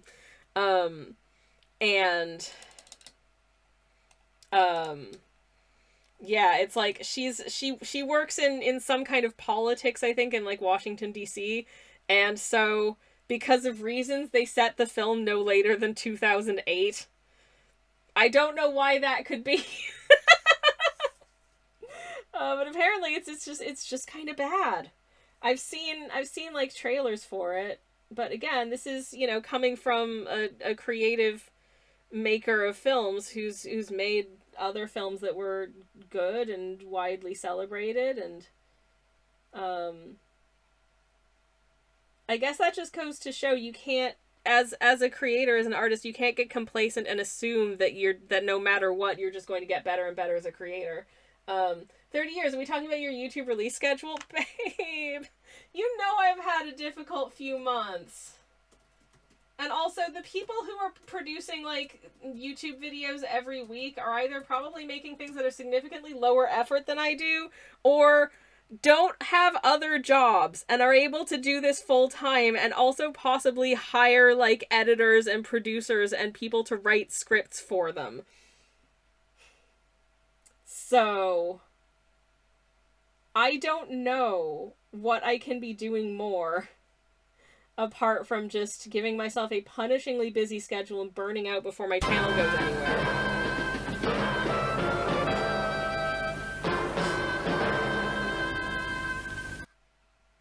Oh hell yeah, Sunetian just subscribed.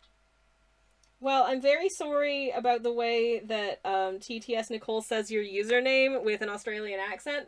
But, Sledge, my darling, thank you so much for gifting a sub to Sen. Thank you, thank you. Sen, enjoy your emotes and stuff. Thank you. Oh, I'm gonna have an emotion. That's really kind. Oh, beans. So, yeah, thank you. Very much appreciated. Oh, gosh. Okay. Well. Anyways. I sometimes feel like my skills as an artist are regressing rather than getting better. I think at the moment I just feel like I'm in a little bit of a creative rut. But weirdly, I have a lot of ideas, and I don't have a lot of gumption to, like, realize them in a meaningful way. Kettle's going on. Does anyone want anything? I will when stream is done. I'll come make myself a silly coffee. I'm okay for tea for now, though, but thank you. An emotion, asks Sen? In this economy? I know.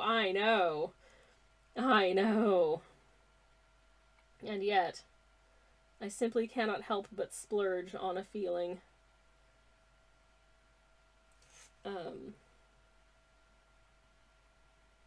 So it goes. Anyways.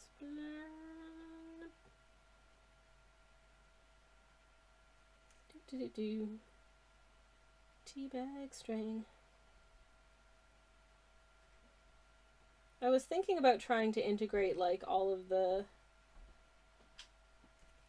texture of, like, the twist of the string, but I think if I do that, it's gonna end up looking too busy. But what I will do, and I had debated whether or not to do this, is just have a little bit of the string poking out the bottom there. I think that's really cute, actually. I like that. And on that note, I think this little guy's done. So I'm just gonna pop a little signature down. I'm gonna wet my brush a little bit more so it moves a little bit more flexibly.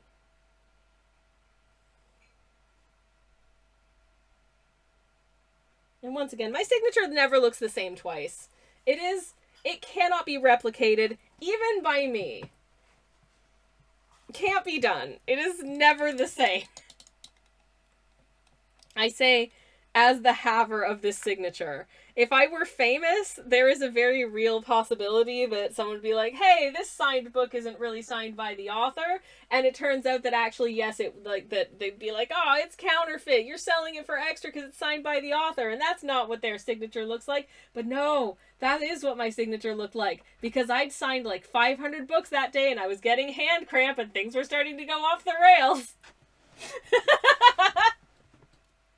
Did you know, for instance, when I signed my name... Okay, I'm going to just take this piece of scrap paper and a pencil and I'm going to, like, just sign my name. There we go. Okay, here's a terrible version of my signature. Did you know that the I that I dot there, that's a big swirl, that used to be a flower. It started out as, like, a little flower. But over time it has just morphed into just a big blah, blah, blah up there. But it started out looking like this. My signature has become more abstract as time has gone by, I think, and will probably only go on to become more so as time goes by. By the time I'm 90 years old, it's just going to be like, meh. Oh no!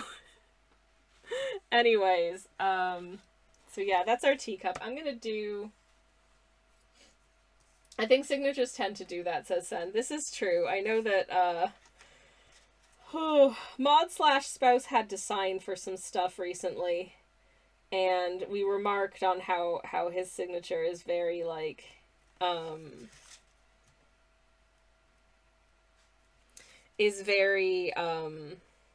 it's kind of like a first initial and then kind of a last initial, and then it just kind of devolves from there.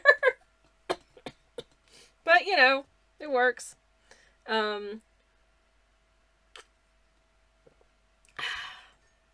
Japan has an interesting system for signatures. You actually have a stamp, and you get like a stamp made that is your signature, and you have to use this stamp. I don't know if they also use like written signatures, but certainly this, for any like official documentation, you have to use your stamp. So God forbid you forget your stamp at home if you need to go do anything at the bank or anything like that, because you need to be able to use your unique stamp, and every stamp is different. Which just feels like something I would put in my purse and then instantaneously lose, and just be like, well, guess I'm never signing any documents ever again. Uh-oh. But I do think that that's a neat system. I do have concerns about the fact that it's predicated on like it's like if you had a written signature but you could only use one specific pen to sign. That's terrifying to me, because I just feel like with the way that my brain functions, I would lose it. I would not know where it was, and I would feel scared and sad about that. But here we are. Anyways, what was I going to say? I don't know. I don't know what I was going to say. I did put the interesting Sports Direct link into Discord. I will not be repeating it here. But I have a question about the Sports Direct mug. Because as you can see, there are two variants of the Sports Direct mug. There's the one that's just the letters in like red and blue, and then there's the one that's like the letter, like sort of blocks of the colors, and then the letters in white. I feel like this is the more iconic of the two, personally. This is the one that I think of seeing in cupboards and stuff. So I think this is the one that I want to recreate in the doing of this, which is this is so stupid. But here we are. Anyways, and it's just going to say Spore Dyer, obviously. I just looked at the link. OMG, hilarious, says Sen. I'm glad you approve. I did not know what to expect. I did not expect that when I did an image search for Sports Direct mug. I thought I would just get pictures of Sports Direct mugs, honestly. So that was a fun surprise. And again, I am unable to link to it here. And if you are in the Discord, you will know why. While this is an adult stream for grown-ups, there are still limitations, I'm pretty sure, on what I can display here on stream on Twitch. And I have a feeling that would be a little bit of a no-no. So I'm just gonna leave it at that, I suppose. And apologies to anyone who isn't able to see, but it is genuinely, I think it's a great painting, but oh my. Oh my. Okay, I will cease going on about it now.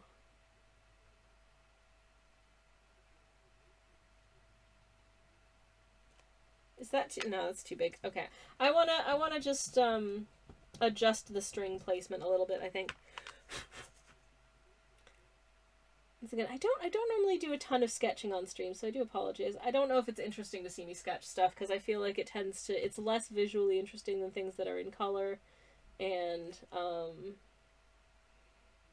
things tend to go through a process of I do quite a lot of editing and erasing and redrawing, and then erasing the same thing and redrawing it again, and then erasing it and redrawing it again, yada yada yada ad nauseum. And so I tend not to do it on stream. But there we are. Anyways, this This is my Sports Direct mug. They are, once again, these two are in love. I think I will start by giving... I feel like Sports Direct is going to have fairly robust little feet. I don't know why. I just feel like the feet should be fairly robust.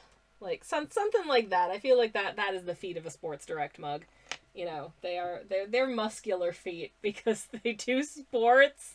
I don't know. The lettering scares me.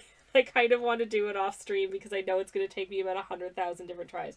If I can kind of just vaguely block out at least roughly where, and it's slightly italicized, I think. You can just kind of see some, but not. See, the letters want to get progressively smaller as I go because I know the whole word isn't going to fit. But I feel like that looks weird. So I'm going to erase out that R, but we're going to need to be able to see a little bit of the R. Is that too close to the O? Okay.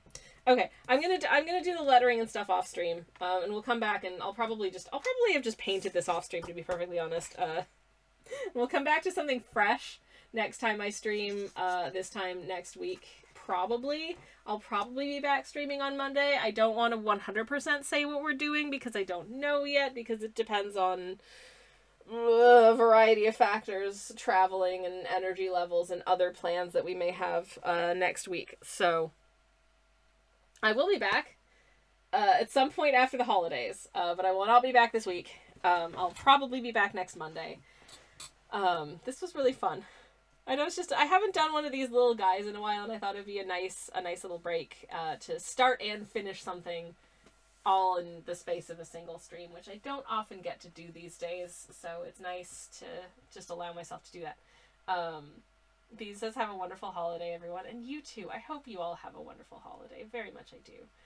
Thank you for bearing with me during the bizarre technical difficulties the stream has been experiencing, the Twitch shenanigans. I don't know what's going on there. But so it goes. I don't know. Anyways. Let's go say hi to ooh, you know who I haven't said hi to in a while? I don't think I've said hi to this person in a while, so we're gonna go Merry Chrism. That's my favorite. I don't think I've said hi to this friend in a little while. Oh, they've been going on for some time. I think they might be just about to finish. So, I'm going to find someone who isn't just about to finish. I think that's probably the thing to do. Anyways, let's go say hi to. Let me just again make sure that this person isn't just about to finish. But indeed, messy chrism to all who celebrate, and a nice week to all who don't. Okay, this person is also just finishing. Damn it! Somebody must be not just about to finish. Okay, I don't think this person is just about to finish. I would very much like it if we could raid someone cool. Ooh, yes, okay. Eichmann has just begun, and this is their last stream of 2025. And they are a sweet friend, so let's go say hello. Anyways. Do I remember how to apply or do a raid mess? Generic raid message. And because it's seasonally appropriate, I've just got a bunch of little hornets falling in like snowflakes. Delightful. That feels approps. That for some reason that's just the hornets. Where's the rest of my raid mess? Let me try that again. There we go. Okay. Did that work? That worked. Okay. There's a generic raid message in the chat. If you have the emotes, feel free to grab the emotes. If you do not have the emotes, feel free to just say generic raid message and or append any cool emotes you do have. It's all good. I will be back probably next Monday, but I'll keep you posted in Discord regardless. Thank you so much for hanging out today. It's been very, very fun. I hope you have a wonderful holiday break. I hope you get a break. I hope you are at least able to get yourself some rest and some chillaxing and some treats, crucially. Thank you so much for a lovely year, honestly, and I hope to get to do some art again very, very, very soon. I'm gonna go now. I'm gonna go make some soup. So I love you all. Thank you so much for watching. Take care, everyone. Have a happy holiday. Good night and good luck.